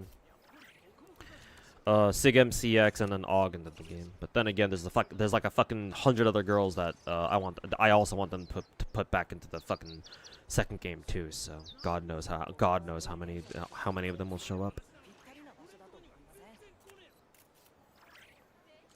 SPCH is Artie. Oh, she's an HOC, or they're an HOC. Oh, okay.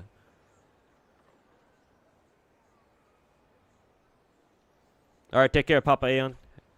And yeah, Appreciate it, dude. Appreciate you hanging out. And thanks for the donor earlier. Appreciate it, dude. And yeah, have a good one, man. Enjoy the rest of your weekend. Offend everyone equally. I mean, if I were the devs, yeah, absolutely. But this is Mika team we're talking about, so. Like, if I were a dev, yeah, I'd put in Nega. Fuck y'all. We'll just redesign her, so that, you know, she's not, you know, such a blatant goy. But I still have the balls to put her ass in the game. Fuck it.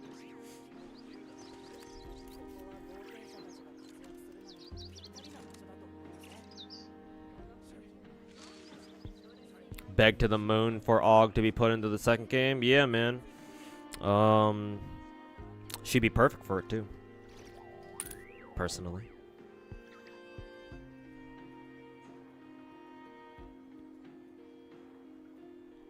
There's the Scar L sister.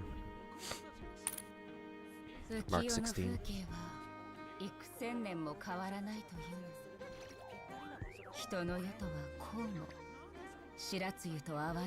Ogpara had more skin. Ogpara was... Oh yeah, Ogpara is an SMG.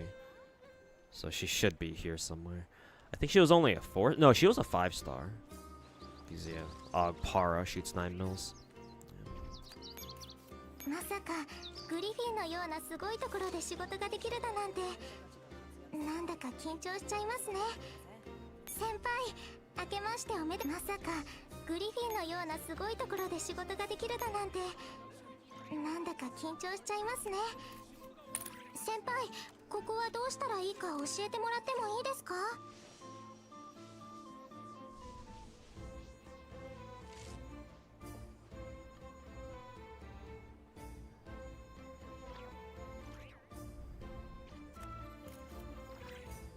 Glad Mark 23 got some more skins. They had to get a new artist because the original one disappeared or something. Yeah, Mika team and their propensity to have artist drama constantly. Yeah, they've done that for quite a few characters in this game, where they either like have to replace their original artist because something happened to them, or they just decided to go with a different artist altogether for like some reason.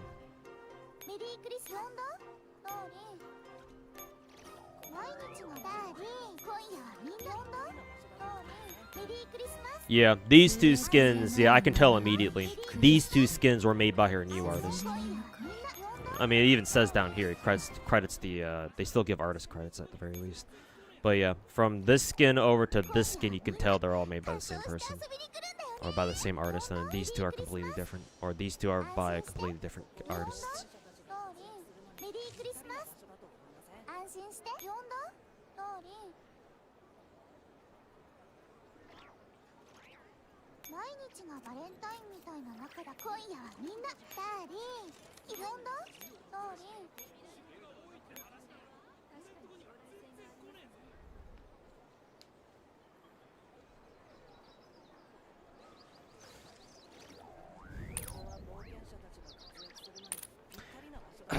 Okay, enough GFL1 splurging. 民族学はお好きですか？地域によってカルチャーも伝説も異なり、今日も時間通りの出勤ですね。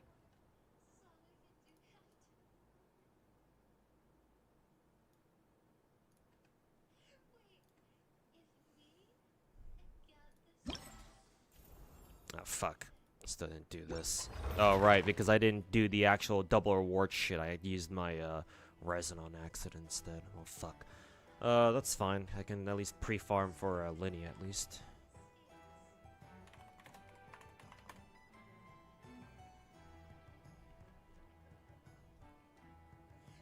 You're almost done? Alright, fine, Finkel, you horny-ass bastard.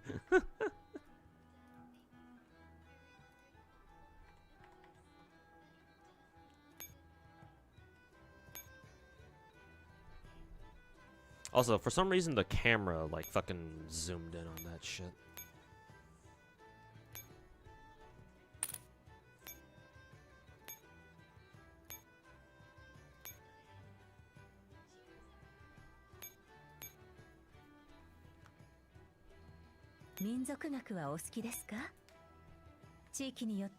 カルチャーも伝説も異なります。いろんな地域における伝説の変化を研究することは、指揮官、 KSBK ちゃんがそちらに行っちゃったのですか？まあでも、 Most of Groza's skins are either animated or live 2D. Yeah, because I fucking love Groza over there, dude. You can kind of tell with GFL2 with the most recent update in GFL2, right? Or the second to last update.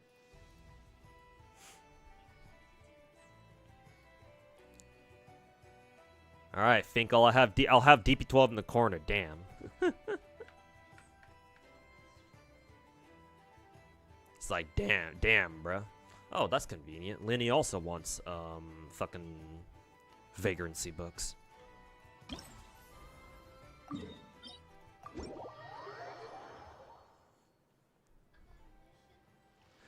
Finko's gonna fucking explode.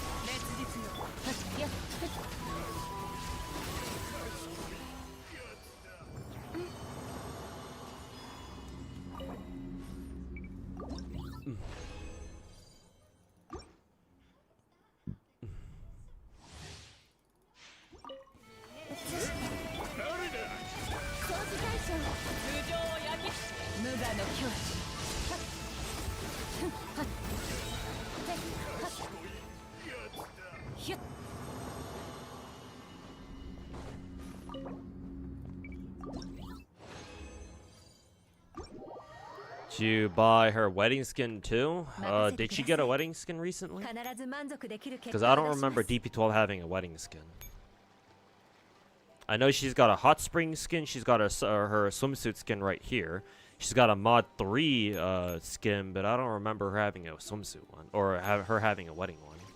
ほぼ全て Oh, の I see. 国に Oh yeah, no, バ I レンタインデーがあり recognize ます this. が Yeah, I think this came out バレンタイン at 行事を right 行 after う I 理由や quit the 風 game. 習は So それぞれ I 違います。 recognize this. Yeah, no, she has a wedding skin too. 顔 Also, just a regular.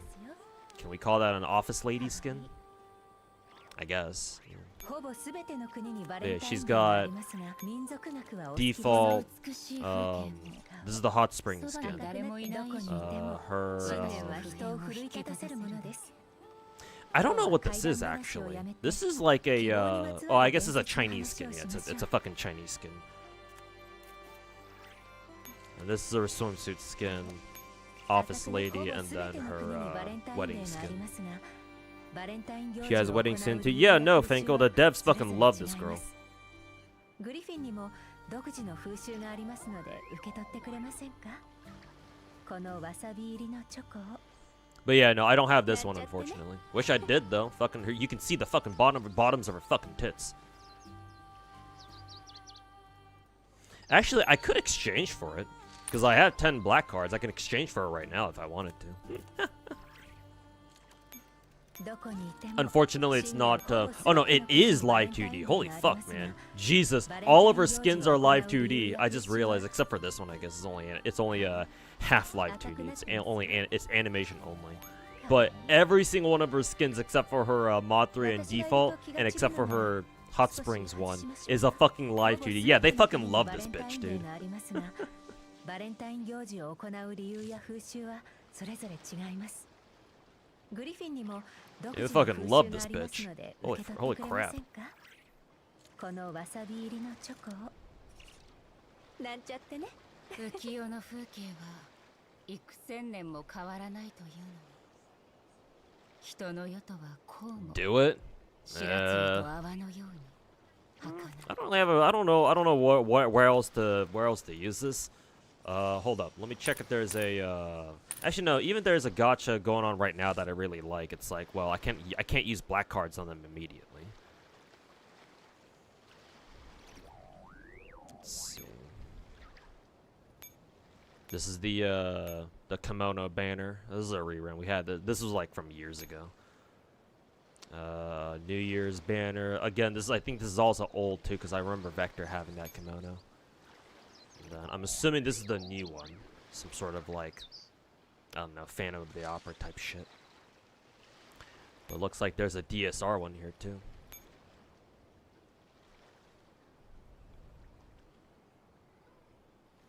Don't use their black cards? The fuck else am I gonna use them on then?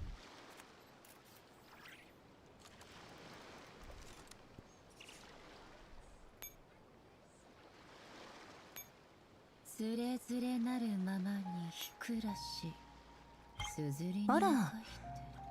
even gave DSR a wedding skin too. You know, surprisingly, I would have thought her tits would be even bigger than that, but also, what the fuck's that sound effect? I'm not surprised they gave this girl a fucking wedding outfit.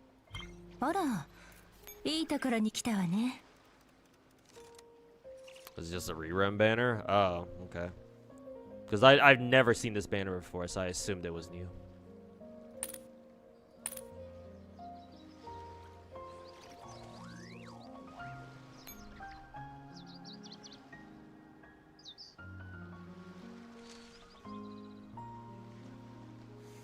But yeah, no, I don't have to spend my black cards right now because it's not like all the skins on the black card shop are gonna go away or something.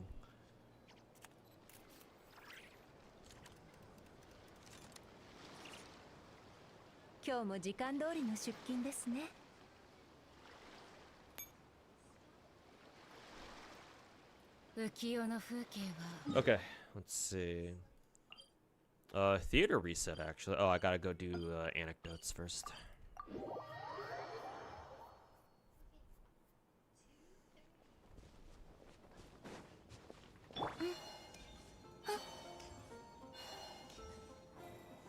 Oh, is this the anecdote where what is it? Varka fucking chews out Glory's boyfriend or something? Do you think it's worth starting playing GFL 1? No, don't play that. Don't play this game, man. Or don't play GFL 1. No, you will suffer. Nuh-uh. グッドウィンのやつ、まだ遠征隊からはぐれたことを伝えてなかったのか？もう一度タンポポの種をまく手伝いをしてもらえませんか？遠征隊とグッドウィンの無事を祝福してくれた風神様に改めて感謝を捧げたいのです。なんかかわいそうだな。こいつグッドウィンのことをずっと待ってたのに、本当のことを話した方がいいのか、それともグッドウィンに先に相談した方がいいのか。おや、どうかしましたか？風神像でタンポポの種をまけばいいんだよな。お染めすぎだぜ。おいらたちに任せとけ。おい、今すぐ行こうぜ。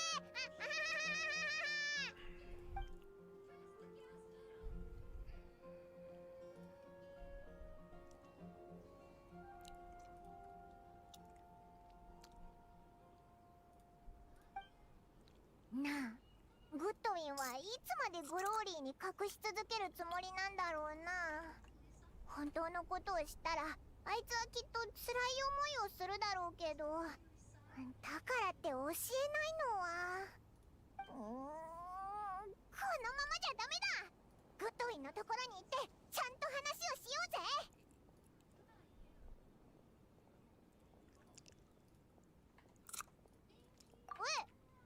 なんでだよ。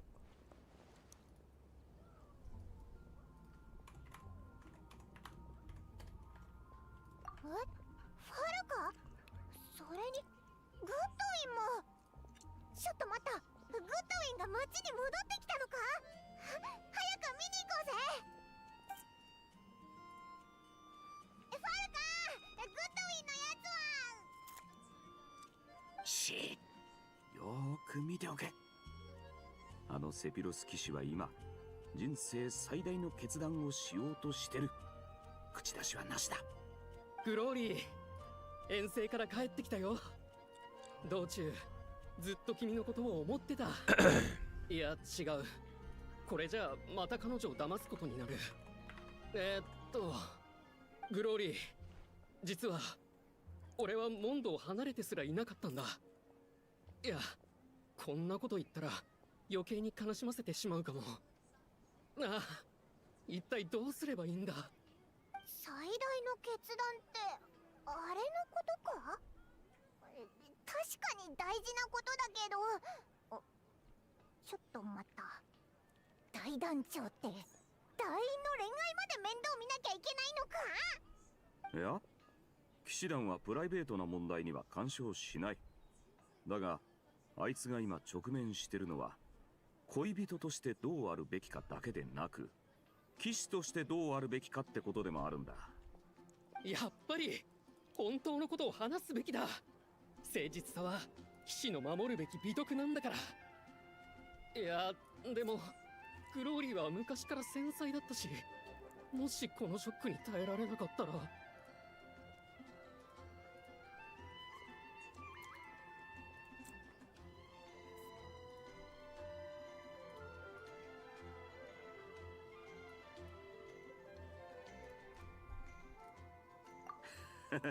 そうでもないさ。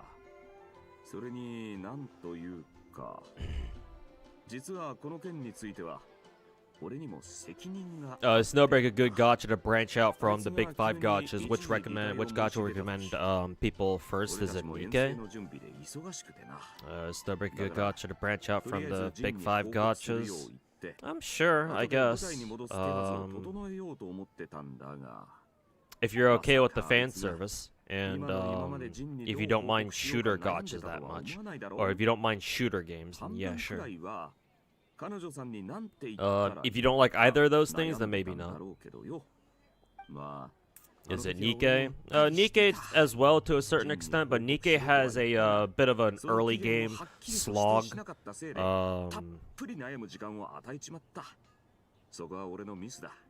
So that might turn some people off, but it shouldn't be too bad.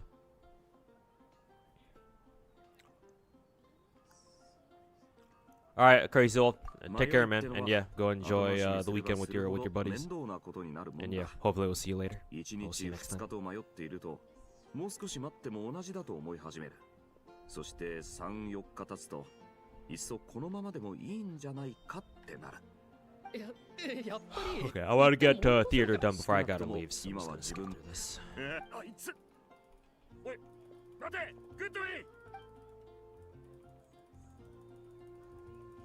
結局取り押さえ。おい、グッドウィン。それでも騎士か？告白した時はあんなに大きく。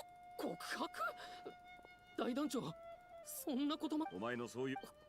栄養騎士。真の騎士ならどんな選択をするか教えてやってくれ。ほらな、あの子のお前が告白、あの時の。俺だって怒るだろうか、失望するだろうか、けど言わなくてもいつかは気づかれる。おい、何一人でブツブツ言ってんだ。まったく情けない。さあ、エンジェルズし。You just checked? What, ZB26? Yeah, she looks like this in the game. You're talking about the machine gun, right?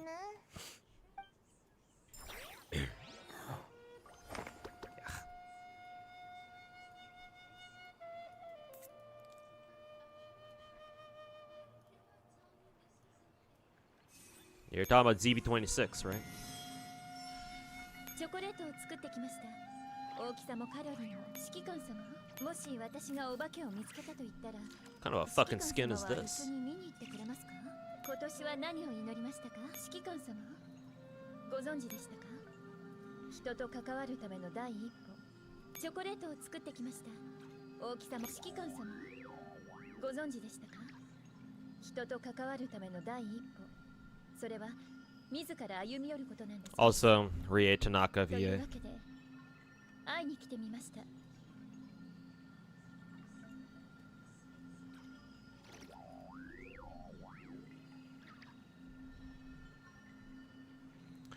Tanaka Rie VA. あら、おはよう。今日は誰にも負けません。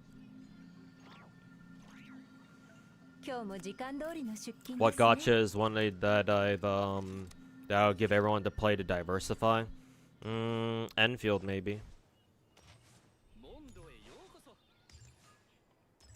Okay, I think we're done with that anecdote.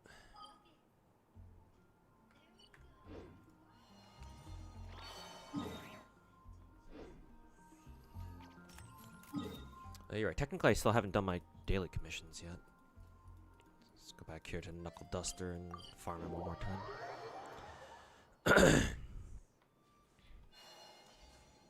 time. Enfield and then original Arknights.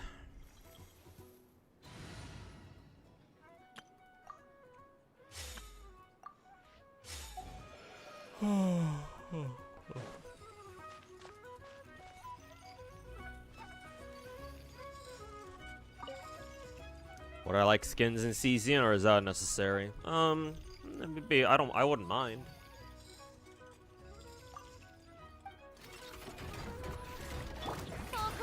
絶縁障壁展開尻となってください。しっかり立ってな。おとなしくしな。世界の熱狂の渦に大松となるがいい。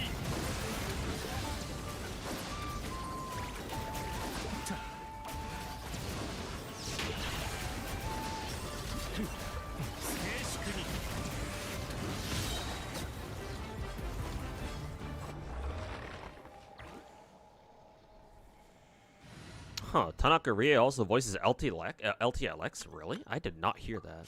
Or I did not hear her in LTLX.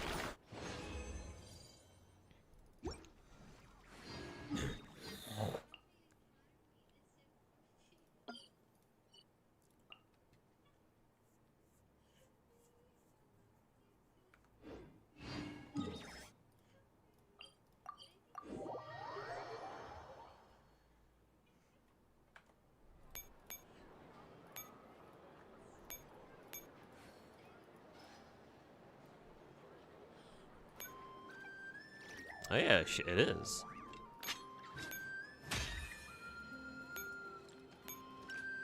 元日は最も親しい人物と共に過ごしたい。指揮官、予定は空いてるか？何を見ている？ Oh, she's using a type of voice I've never really heard her use before.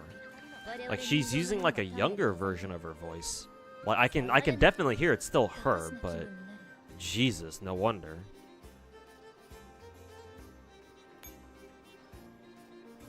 元日は最も親嬉しいしい人物ことがあるときはと共に過ごしたい。 1000杯の酒でも足りないが、予定は空いてるか？嬉しいことがないときにも酒は欠かせない。あら、おはよう。 That one's new. Oh, that one's a new one for me. 今日も時間通りの出勤ですね。星とし無事今日 Okay, let's go get theater done.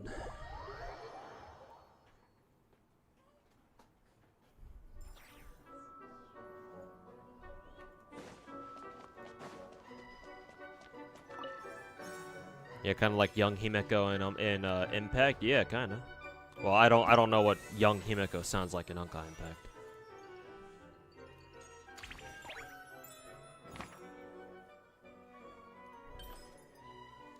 Okay, let's make sure to take a look at all these bosses first.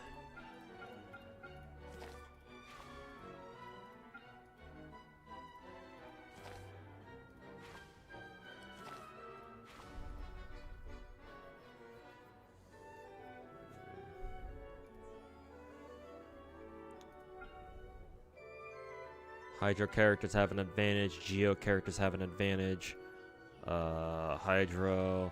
Oh, the fucking flying pterodactyl motherfucker. Okay.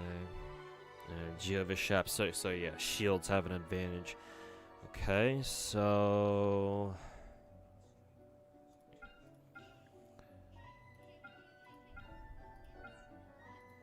So basically, if Yelan's available, I save Yelan for this motherfucker. And then try to have a shield up against the Geovishap. Hydro, Geo, Yelan basically. Yelan or Farina maybe. And Shield person. Okay, what about the lunar challenges? Oh, yeah, against all the consecrated beasts, yeah, shields will be very useful. And then this one, freeze reactions. Ah, okay. So if I can put together a freeze team, then should be alright. Yeah, sure, whatever.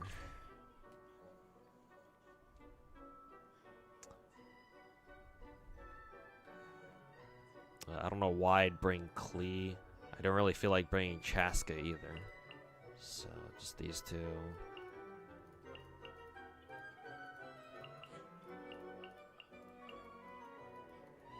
I guess for bloom reactions, I guess? Sure, we'll bring these two. I'll bring Nilo, so that way we can use bloom, I guess. Because we don't have to worry about Nefer hogging up her spot on the llama team, so... G-Bai. If we have G-Bai, that means we're gonna have to bring in Ilaga as well.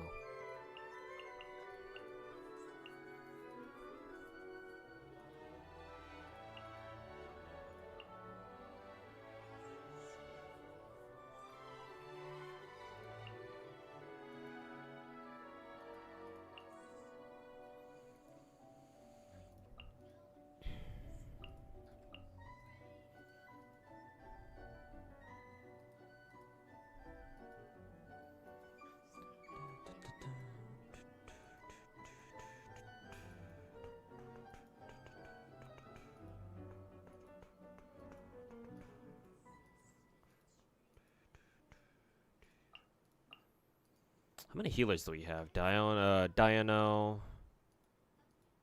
So 1, 2, 3.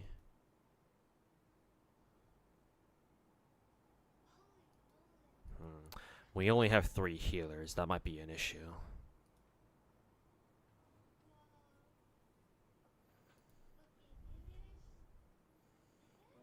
Oh, 4, I guess, with Zelo. Zelo's a healer.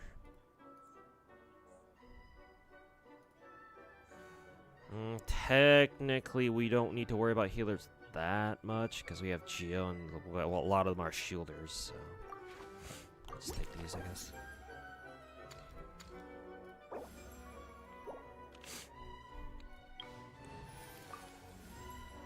Let's see. We want to secure Yelan, so we're prepared for the pterodactyl fight. Reroll that shit. Companion. Let's see. Coco? Not yet. Not yet. G-Bai, I guess. But maybe it would have been better to wait until we had Ilaga first, maybe? I don't know. Those are all kind of dog shit.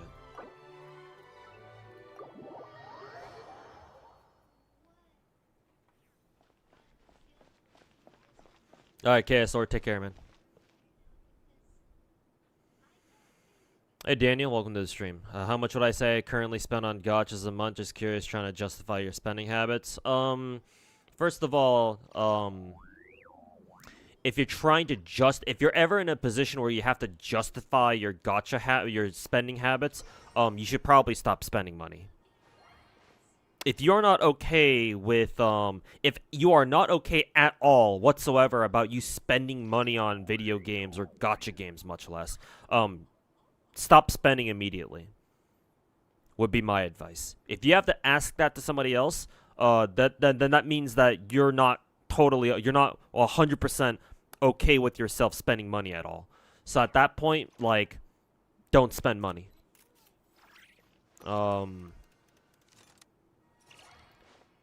You should not have to justify how much you spend money to anybody else.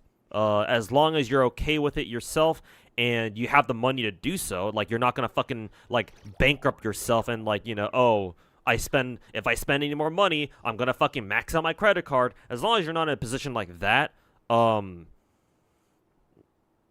if you have the money to spend on gacha games or just anything in any video game in general, and you know your finances are good, and you don't have to worry about, you know, oh, I'm gonna get my ass fucking kicked out into the street tomorrow if I spend this much, you know, $5 more on a fucking monthly pass. If you feel that way, then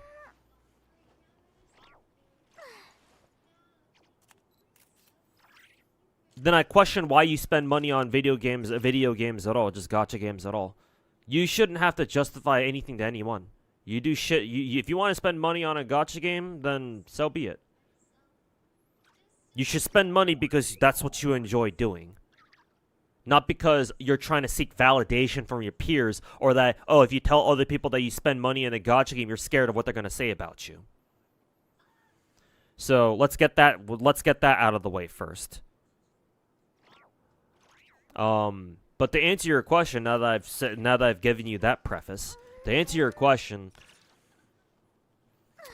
it depends on the month for me personally. I can spend anywhere between as low as maybe 200 a month, to like upwards of like, the variance isn't really that high because I can't really spend money on gacha games like I used to in the past. But I can spend upwards of like maybe 500 a month, and as low as like maybe 150, 200 if it's like a month where I especially don't really feel the need to spend much on anything. Something like that maybe. But the more important thing is, you should never have to justify spending money on a gacha game to anybody else except for yourself. If you're okay with it, then fuck what anyone else has to say about it. Never forget that. Okay, who do we want to use here? I think I can use Mona as like my starting character, I guess. I want to save these 3, so I guess I'll run these 4. Weird ass team, but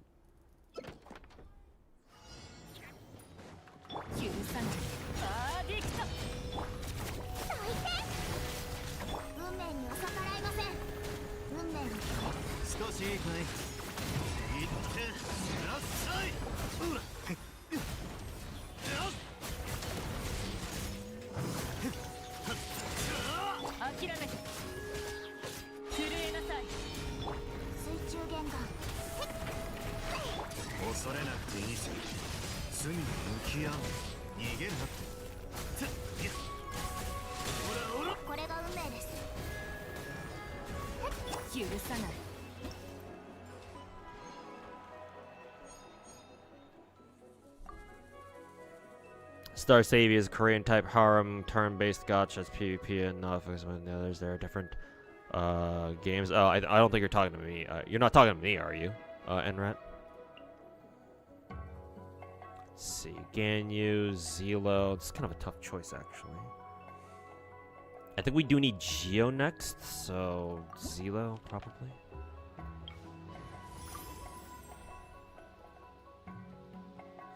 Consume all. Both of these are fucking dog shit, man. Can I like not take either of these? Well, at least I got a character, but holy fuck, man, that's so fucking shitty.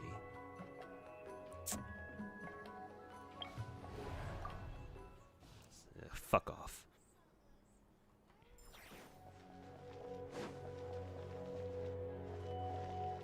You're alright though with it, but as someone who's never really spent much on loot boxes, especially only spent on games, felt weird to start still somewhat does. So you try to think in the past that the spending on gambling is just a waste of money, but currently spend much time in gacha games, feel like it's really worth it. Oh, no. So yeah, I really empathize with that. Empathize? I think that's the right word to use here. No, back when I started playing gacha games 8-9 years ago, I went through the exact same thing, man. Because before I got into gacha games, I also was like, you know, like I knew what gacha games were, like what I was getting myself into. When I first picked up gacha games, as soon as I started playing one of them, I was like, oh, okay, this is what it's like, huh? Like, I immediately knew that, oh, this gacha thing is like basically a glorified loot box, basically. So yeah, no, I went through the exact same thing too. It's like, do I really want to spend money on this shit? Like, am I really doing this? right? Because again, just like you, before I got into gacha games, the only amount of money I spent on video games or on the games themselves, and like maybe like a fucking DLC pack here or there, right? So I get it completely, man. I went through the same thing too. As long as you are able to justify it to yourself that, hey man, I want to spend money on gacha games because I spent a lot of time on it. I think I'll make it worth my worth the money I'm putting in, that type of shit. Like, as long as you yourself are okay with the amount of money you're spending, and that's all that should matter. That, and as long as you're not like going broke spending money on stupid gacha games. As long as you're keeping yourself safe, right? You don't want to spend more than what you have. And I would say that with gacha games these days, especially if you got into gacha games after 2020, so basically after Genshin came out, with how the gacha industry, as in like just gacha games in general, like the direction they've been going in, they've been going more and more towards the direction of like guaranteed value for your money. Like, it's still going to be expensive, but at least there's a stopping point. That didn't always used to be the case for gacha games back in the day. Old school gacha games, as I like to call them, a lot of them, especially back in the day, had no pity. So if you didn't get the character, it's quite literally either you keep spending money until you do, or you cut your losses and take the L. Like, there was no end. There was no end in sight. There was no light at the end of the tunnel type shit for a lot of the old gacha games back then. Nowadays, however, most gacha games have a sort of like hard pity mechanic where you'll get a character if you spend enough money, right? These days, it's quite rare, like almost like looked down upon. I mean, obviously people look down upon. I would think people look down upon that. These days, it's kind of against the industry norms for gacha games to come out these days without some sort of pity system, because gacha devs realize that people don't like it when they fucking keep failing coin flips over and over. You have people these days, especially most gacha gamers these days, because most of them started with Genshin, So most gacha players these days, they're looking for a pity system, one that favors them, one that really favors them, preferably. The more, the better, because obviously, why wouldn't they? And so that's why, and seeing how most gacha games come out these days and what sorts of like gacha systems they have, I feel like these days especially, it's a lot easier to be like, okay, I don't mind spending money on gacha games, because as long as you only want one copy of a character, that's usually pretty doable to do, if, money is an option. Not to mention, a lot of gacha games, more so these days, offer like lots of different packs where you can just buy those instead of the big $100 pack ones, and hopefully they'll be enough to get you over the line. Like Wuwa is a perfect example. I haven't really felt the need to buy a lot of their just straight Astrite packs in Wuwa, because they offer like the cheaper, much higher value, like $10 packs or $20 packs, or maybe even the $30 pack if I'm feeling adventurous enough. Or if I feel like I need the extra Astrites because, oh man, we got like 2 banners coming up, so I want to stock up real quick. And even buying a $30 pack is way better than buying a full-ass $100 one, So, like, even if you were to buy all the packs in, like, Wuwa every patch cycle, or every character banner, well, you got the two $10 packs, you got a $20 one, maybe 2, you got the $30 one, all combined, all those packs combined, and it's still under $100, I think. Maybe it gets close, like, maybe you have to spend 90 to buy all of them, but... Like, typically, I only buy the 2 $10 packs, that's $20 right there, and usually, maybe I buy, like, another one of those $20 ones, too. So, like, at most, I spend, like, $40 every Wuwa character banner. And hey, that's pretty manageable. And that's how a lot of gacha games are these days, I feel.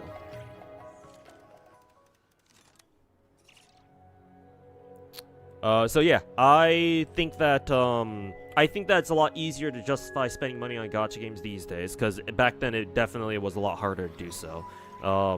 Simply because of the whole like zero-sum game that gacha games used to be back then, where like either you get them or you don't. If you don't, you can go fuck yourself.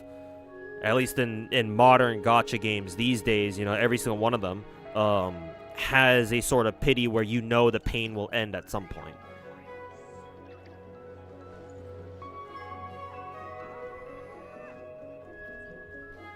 But yeah, no, it definitely feels weird. I went through the same thing too. It feels weird, but as long as you know you're not spending more than you know you're comfortable with, and as long as you're getting what you want, or at least you're getting close to getting to what you want, and you're okay with it, you'll get used to that feeling eventually. But always remember, you can get comfortable with the feeling, but never get too used to it. Never get so used to the point where you let yourself spend more money than what should be healthy for you. Because if you do, then you risk spending more money. Well, I mean, I'm kind of repeating myself here, but you risk spending more money than you should be, and it could become a habit. So never get too comfortable with it. But you know, if it's something that you see yourself doing on a regular basis, then yeah, sure. Getting used to the feeling is preferable, I guess. I don't know how else to say this, because you don't want to like feel guilty about spending money on a gacha game every time you do it, especially when you know that you're not hurting yourself doing it. But again, at the same time, you shouldn't get so used to it where you forget the dangers of spending too much money on gacha games, especially in one go. So yeah, try to find like a little middle, nice little middle ground where you're okay with spending money on gachas, but not so much to the point where you feel like physically uncomfortable, like I'm spending way too much money on this. I shouldn't be spending more. And make sure to find that nice little balance, so that way you get what you want, whatever you want in gacha games, without having to go overboard for them. Like, sometimes you can make an exception to that, practice, like they say sometimes, practice everything in moderation, including moderation.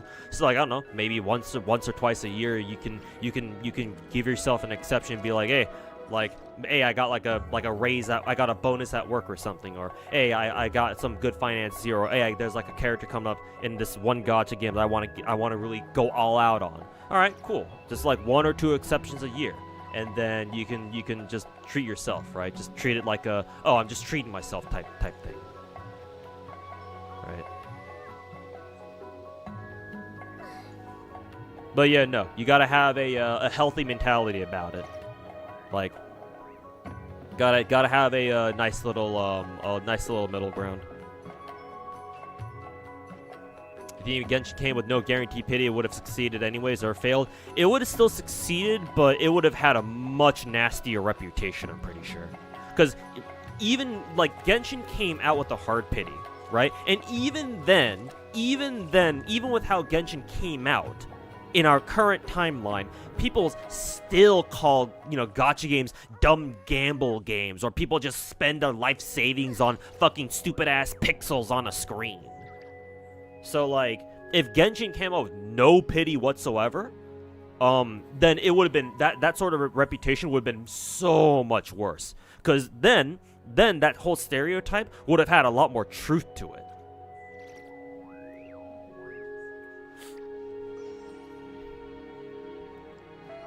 So no, it still would have done very well, but its reputation among non-gacha players, and even among the actual Genshin players too, for that matter, would have been a lot nastier.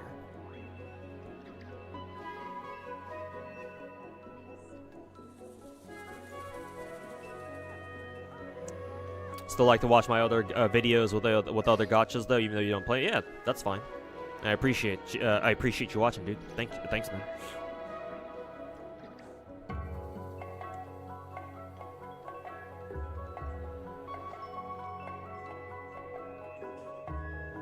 fact that people hate on gachas but not TCGs. Yeah, because here's the thing. The reason for that is because TCGs are physical items, right? It's physical. And so what is it? And so, like, there's always the possibility that if you like, you know, if you go buy like Pokemon card packs or something, right? It's like, yeah, sure, you're technically wasting a lot of money on them, but what if you get a really rare card that sells for like hundreds or even thousands of dollars, right? Like TCGs, even real life gambling, like you just straight up go to a casino and gamble. Even those kinds of things are seen more favorably by the general, like, internet, I suppose. Because, at the very least, those kinds of things are physical, right? When you gamble on casinos, even virtual casinos, at least you have a chance of making your money back. Or, you know, making more money than you started with, even though the chances of that happening are very slim. And with TCGs, it's like, well, you know, what if you pull a card that you can resell for even more money? So it's more culturally acceptable to, well, people on the internet, I suppose. Or I guess just people in general. Because there's that physical aspect to it. Whereas with gacha games, people, even people who don't play gacha games understand that, yeah, no, when you spend money on a gacha game, you're not getting that money back. Well, unless you charge back, but in which case, if you do that, then, you know, typically the devs ban your account. But, like, even non-gacha players, people who don't play gacha games at all, they understand that, yeah, when you put money into a gacha game, like, it's not really money you can get back, you know, unless you decide to like sell your account maybe. But even if you do, whenever you sell a gacha account, you usually have to sell it for far less than what the amount of money that you originally put into it, you know.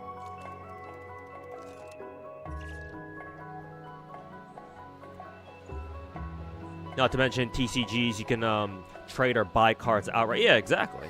Either officially or through, like, you know, second or third party markets. Yeah.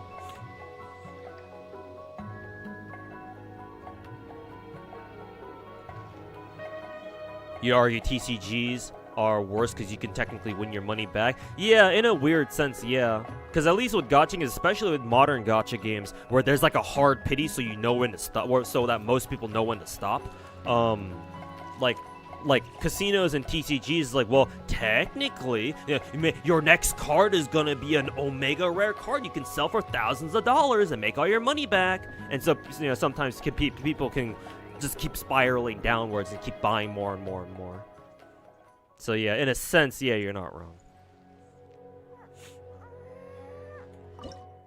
The cards are actual assets. Yeah, exactly. So people tend to look at them more favorably.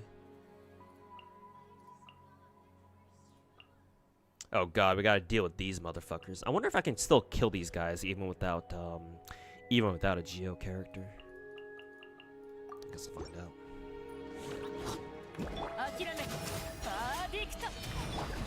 Oh yeah, right. Can't use Mona here.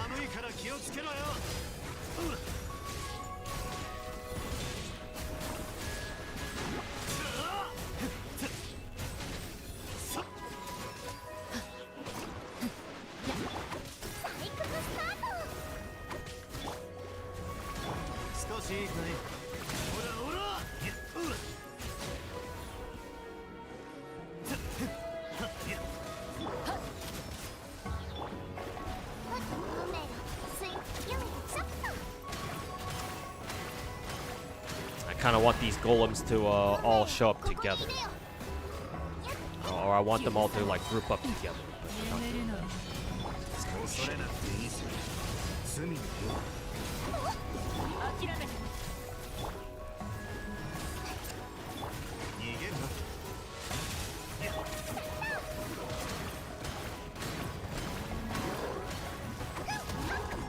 Okay, yeah, no, Kachina being by herself is kind of shitty for this.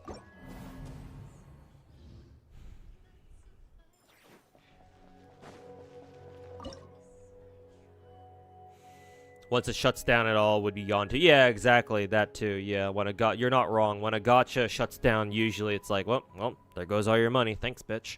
So yeah, in that sense, it kind of sucks too. You really hope that some devs patch games so people can still play them online. Here's the thing, some gacha games do that. Some of them. Unfortunately, most of them don't, because remember, making an offline server still costs money. So, and especially if that server is meant to be like technically an online server, where it's just like a server that's kind of sits there where people can still access their old accounts, but no new content is ever created. It's like, well, if you're gonna run an offline server like that, then somebody has to pay for the service to keep, still keep running. Either way, and even if they do like a client side sort of thing where like, oh, you can download the game and have it like available on your own phone type shit, or like your own device type of thing. It's like, well, the devs still have to like invest into making that possible in the first place. So it's like, where are they gonna get the money for that, especially if the games are just gonna die? Like, what's the point? It's kind of the mentality there, unfortunately. Yeah, I really don't want to use G-Buy here, but I might have to.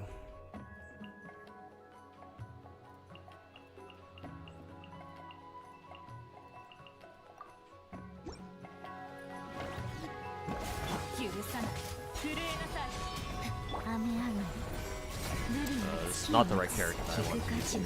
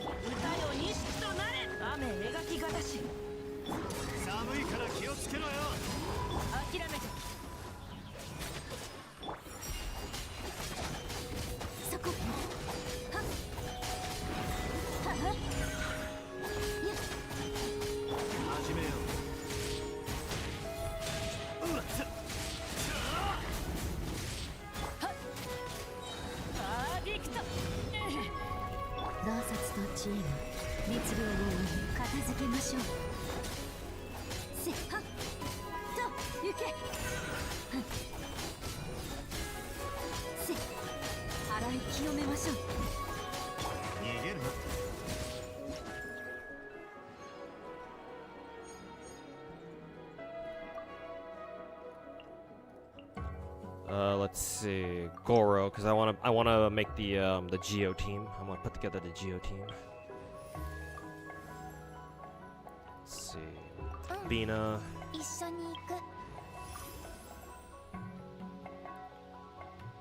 Let's guarantee random companion. Oh right, I thought this meant for the next fight after, so I just wasted that. Well, the other option didn't seem that good either, anyway, so whatever. Hydro characters have an advantage, alright.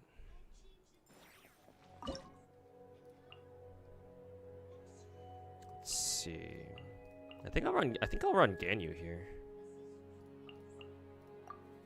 Kachina's just there to be filler, I guess.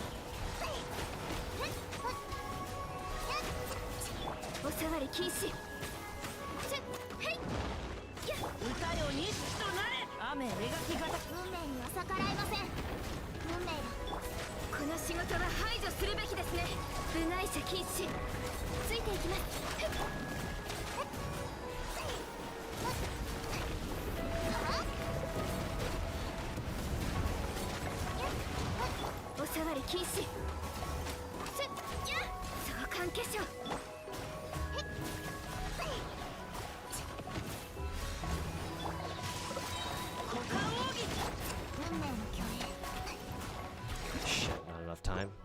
Got close though.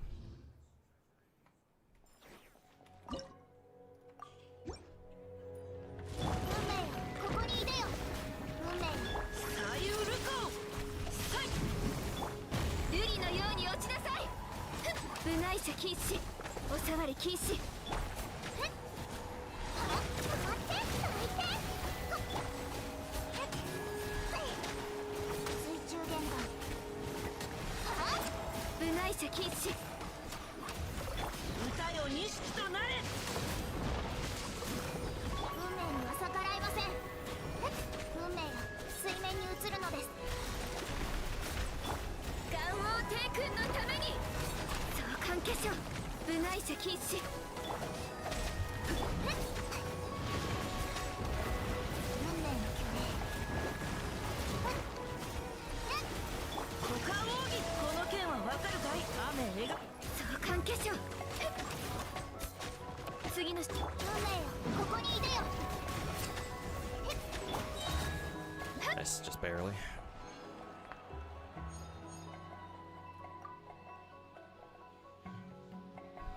Okay, Chiori next. Grab a random companion. Let's see. We need. Technically, I think we need another main DPS. I want to take Zhongli here, but I think Ayaka is probably the better thing to do here. Or the better character to bring along here. Another random companion. Unfortunately, I don't have enough fucking currency because I took a fucking mystery cache that fucking made me waste all my fucking currency. Fucking dog shit ass theater. Fucking bullshit.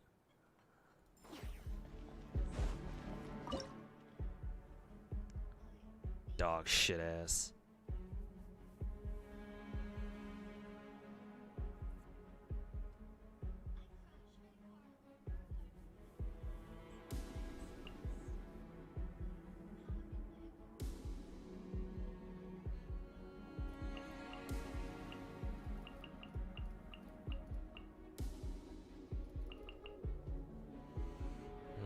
I think technically I could use Jibai here, but if I do, then... That means there was no point in me bringing Ilaga, basically.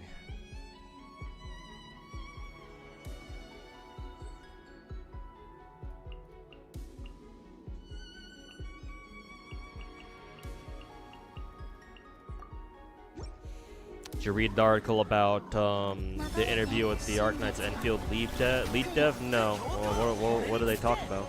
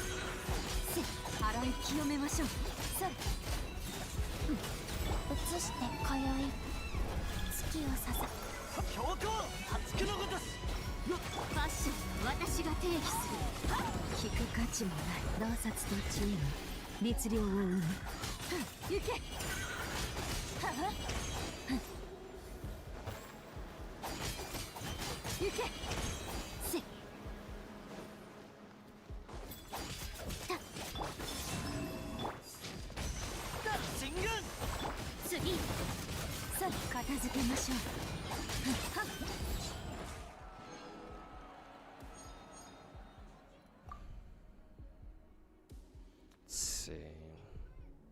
I'll go with the Scofier.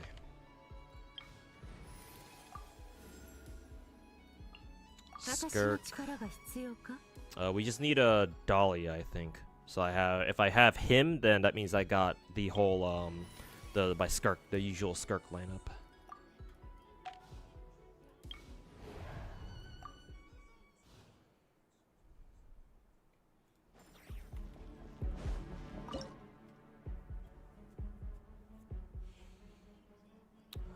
Characters with shields have an advantage? Why? It's just Hilly Trolls.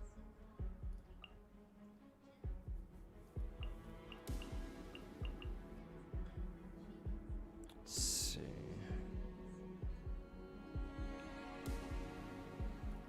I think I have to use Goro here because I don't want to use any of these. I don't want to use anybody here. I guess I could say fuck it and use Chiori, I guess.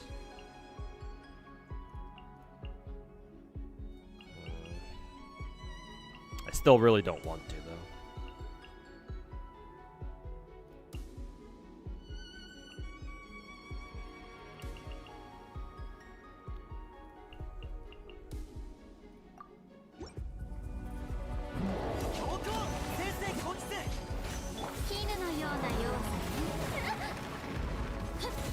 内射禁止瑠璃のように落ちなさい。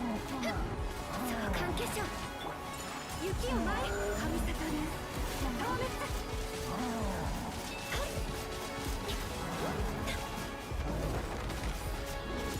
失礼。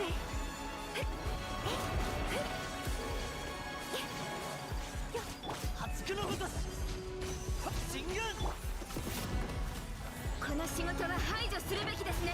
部外者禁止。桜吹雪踊りなさい。にゃっ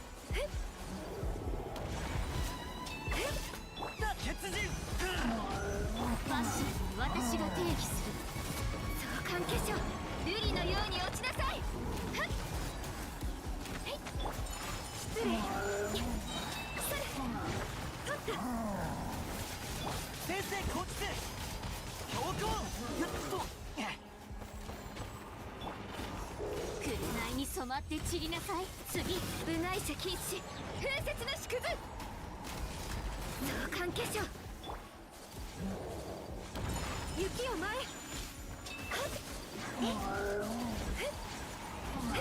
八九のごとし進軍強行お触り禁止。瑠璃のように落ちなさい。桜吹雪失礼。ファッション私が定義する。進軍相関化粧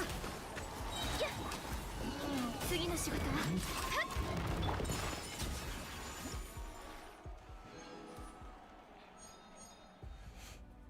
Hey yo, Eric. Hey yo, Chais. You guys being horny or no? That's just Bubba and Finkel going off the rails. Oh, and Chaos too if he's here. I think he was here earlier. See new Nika art book? Yeah, I saw people online talking about it, or on Twitter talking about it.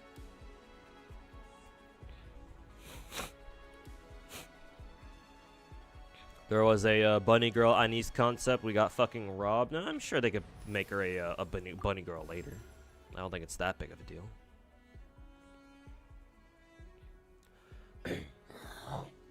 Yeah.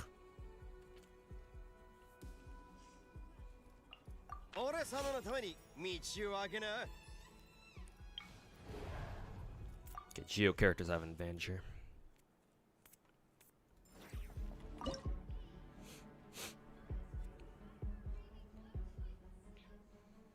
They talked about fixing the gacha system because if people find it kind of convoluted. Yeah, I'm not gonna lie, that was one of my criticisms of the game too. I feel like the gacha system was a little... Like, I get it, I understand how it works, but yeah, no, it's like... Most gacha players are fucking retarded. So like, for their sake, you can't make it that complicated. Because there are plenty of people out there who look at Arknight's Enfield's gacha system, and like, even if Enfield's a great game, none of that shit matters if they take one look at the gacha system and be like, bro, like, I don't want to have to deal with this shit. Like, I don't get what's going on. This is kind of scary, and they never play the game anyway.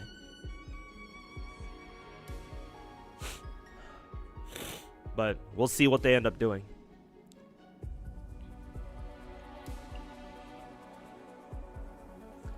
We shall see, basically.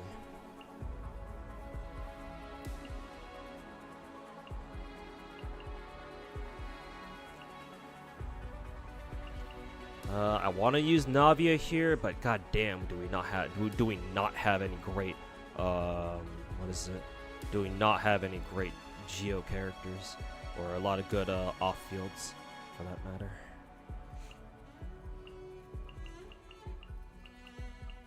I really don't want to use Bina here, but I think I have to.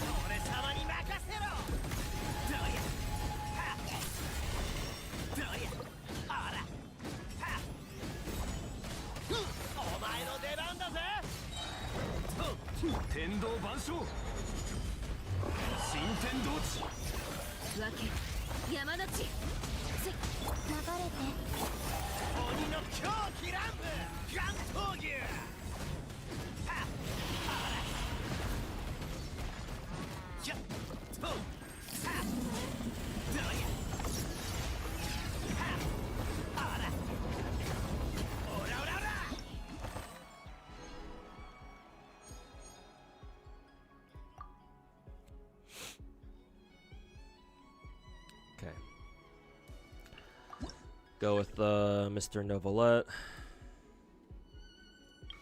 Companion invite.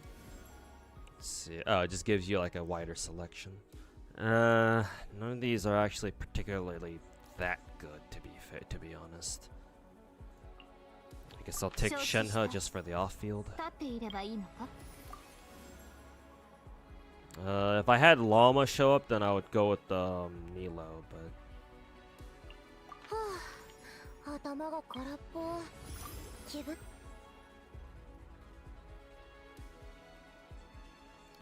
One random character with 0 vigor. Sure. Who do we get back? Goro. I guess it'd be. I guess for my Ito team, I guess it's not bad. Ugh. God, my throat's been fucking clogged. Hydro characters? I hope I've got Hydro characters. Novelette, I guess.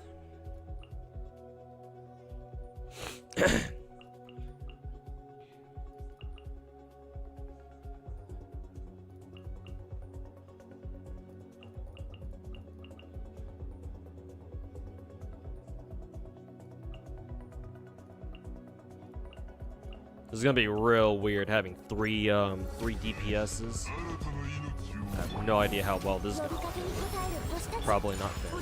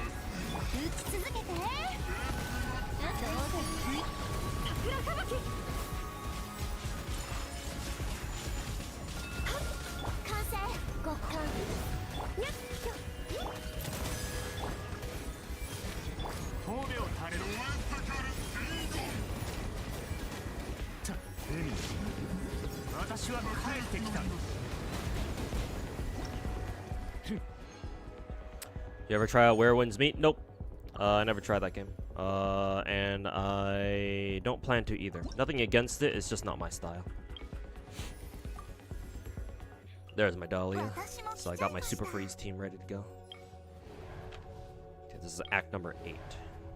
Hydra characters have an advantage. I might have to use my Super Freeze team, my Skirk team here.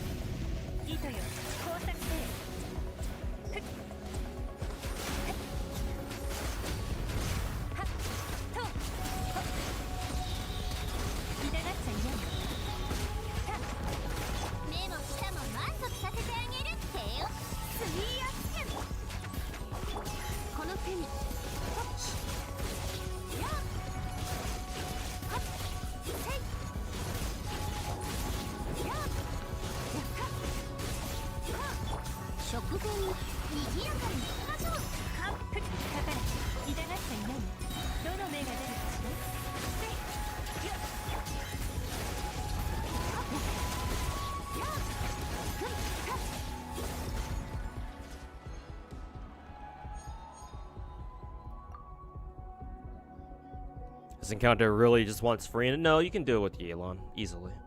But yeah, no, Farina is also a really good choice too.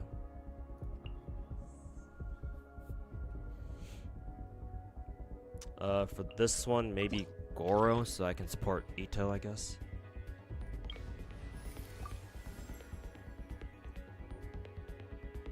What the fuck would I want here? Diana, I guess? Okay. Zack number 9. Lunar reacts. Oh, lovely. They want you to save fucking Bina for this. Fuck this fucking piece of shit game.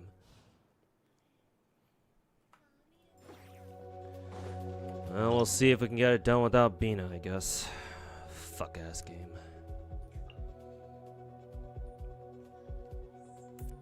It would be nice if I had, what was it? It would be nice if I fucking had, Chiori here, but I guess not. I would really like to know if, we have more Geo fights. Probably should have checked that before going to this.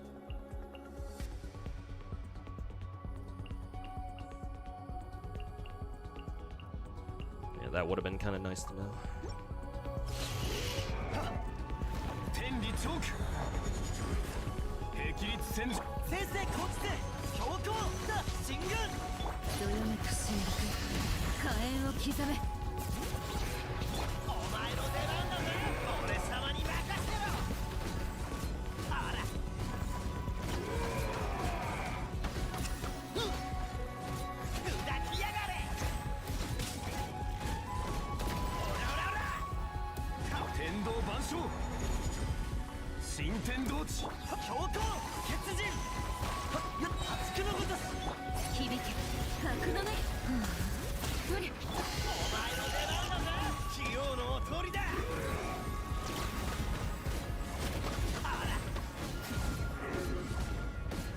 Oh, yeah.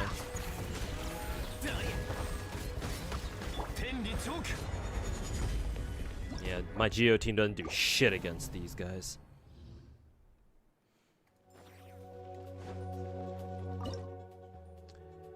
Yeah, no, if these guys, if you have to use lunar reactions, then I'm just gonna quit right now. Because ain't no way I'm using my Super Freeze team again against these guys. Because guaranteed, I'll need her for final boss. So yeah, no, I'm just not even gonna bother. I'm just gonna fucking quit this entire thing. Do it over again.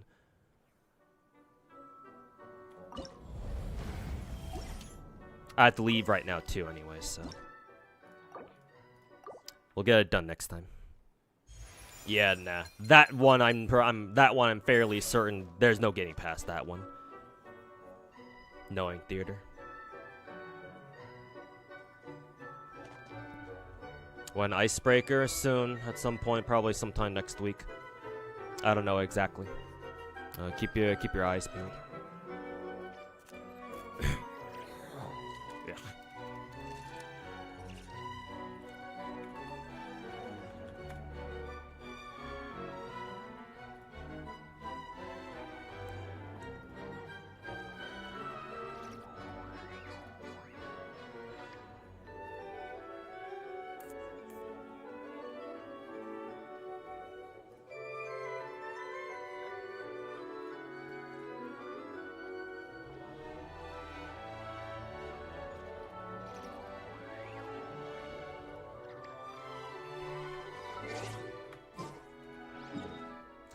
Fuck ass theater being dog shit as usual.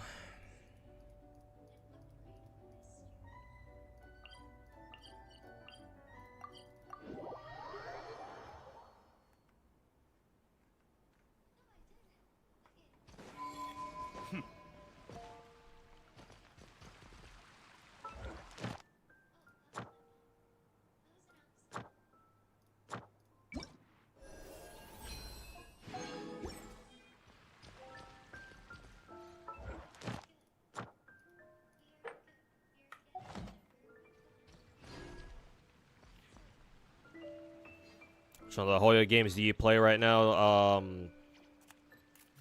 That I enjoy the most, Zenless, because I actually have something to I actually have stuff to work towards. And Zenless is by far the most skill-based Hoyo game.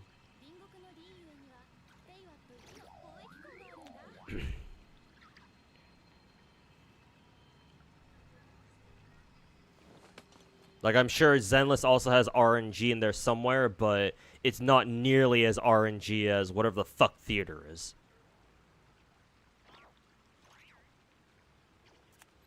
For sure, it's giving you a skill issue every time. Bro, it's not even a skill issue.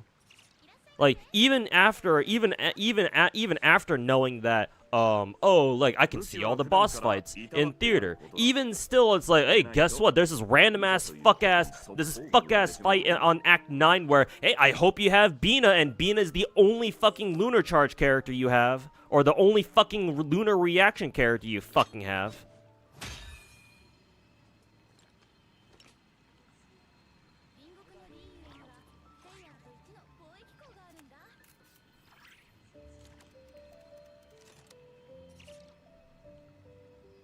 Hollow Zero's the only RNG in Zenless. Yeah, and even then it's like, well, that's kind of supposed to be the case, you know?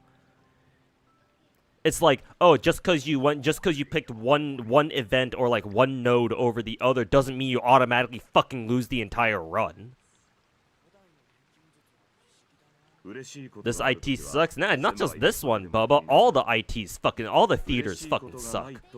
Like at first I liked them a lot, but then they started making theater harder, and then it's not even the difficulty I care about. I care about, or that bothers me. It's more that it's just like, oh, you decided to use your characters here when in reality you were supposed to save them for this fight. Get fucked, loser.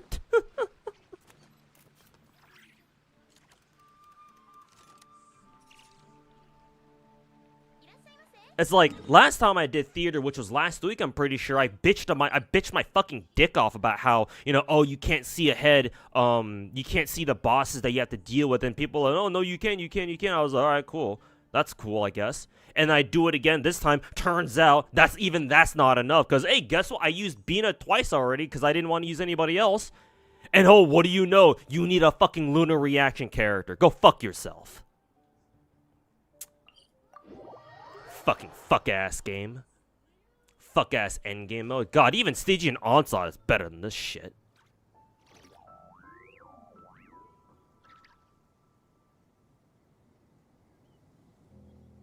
Like, holy fuck, man.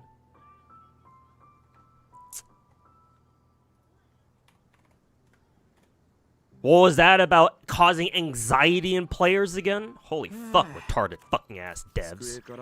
Well, I mean, these are the same devs who don't know what a fucking skip button is, so yeah, why should I be fucking surprised here?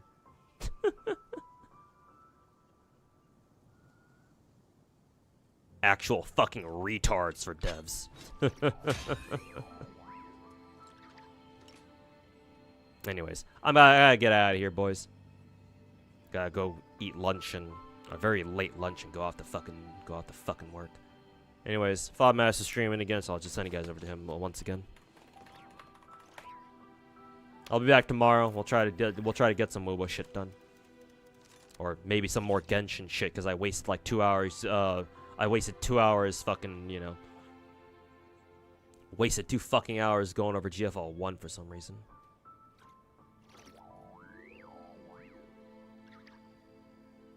You really need to plan ahead. I mean, that's the thing, Crazy Wolf. You can't even plan ahead because you don't know what kind of fights. You don't know half the fights that come in your way. Like, alright, sure, the first, like, 4 or 5 fights are pretty easy, right? So they're not that big of a deal. But then towards, like, the later end, it's like, yeah, no, the fights actually become kind of problematic, especially if they're asking for specific fucking mechanics. Like, lunar reactions? Oh, guess what? We want you to use a fucking Natlin character here because of the whole fucking Night Soul dog shit? It's like, I would love it for the game to be, for theater to be like, oh yeah, just plan ahead, bro. Just plan ahead. It's just that easy. Alright, dude. Yeah, plan ahead when the game won't give you half the fucking characters you need to actually prepare yourself for the fucking second half of the fights. Yeah, go fuck yourself. Not you, Crazy Wolf, but, you know, Hoyo. Yeah, alright, plan ahead. Yeah, I wish I could do that. Anyways, go say hi to Fodmaster for me, and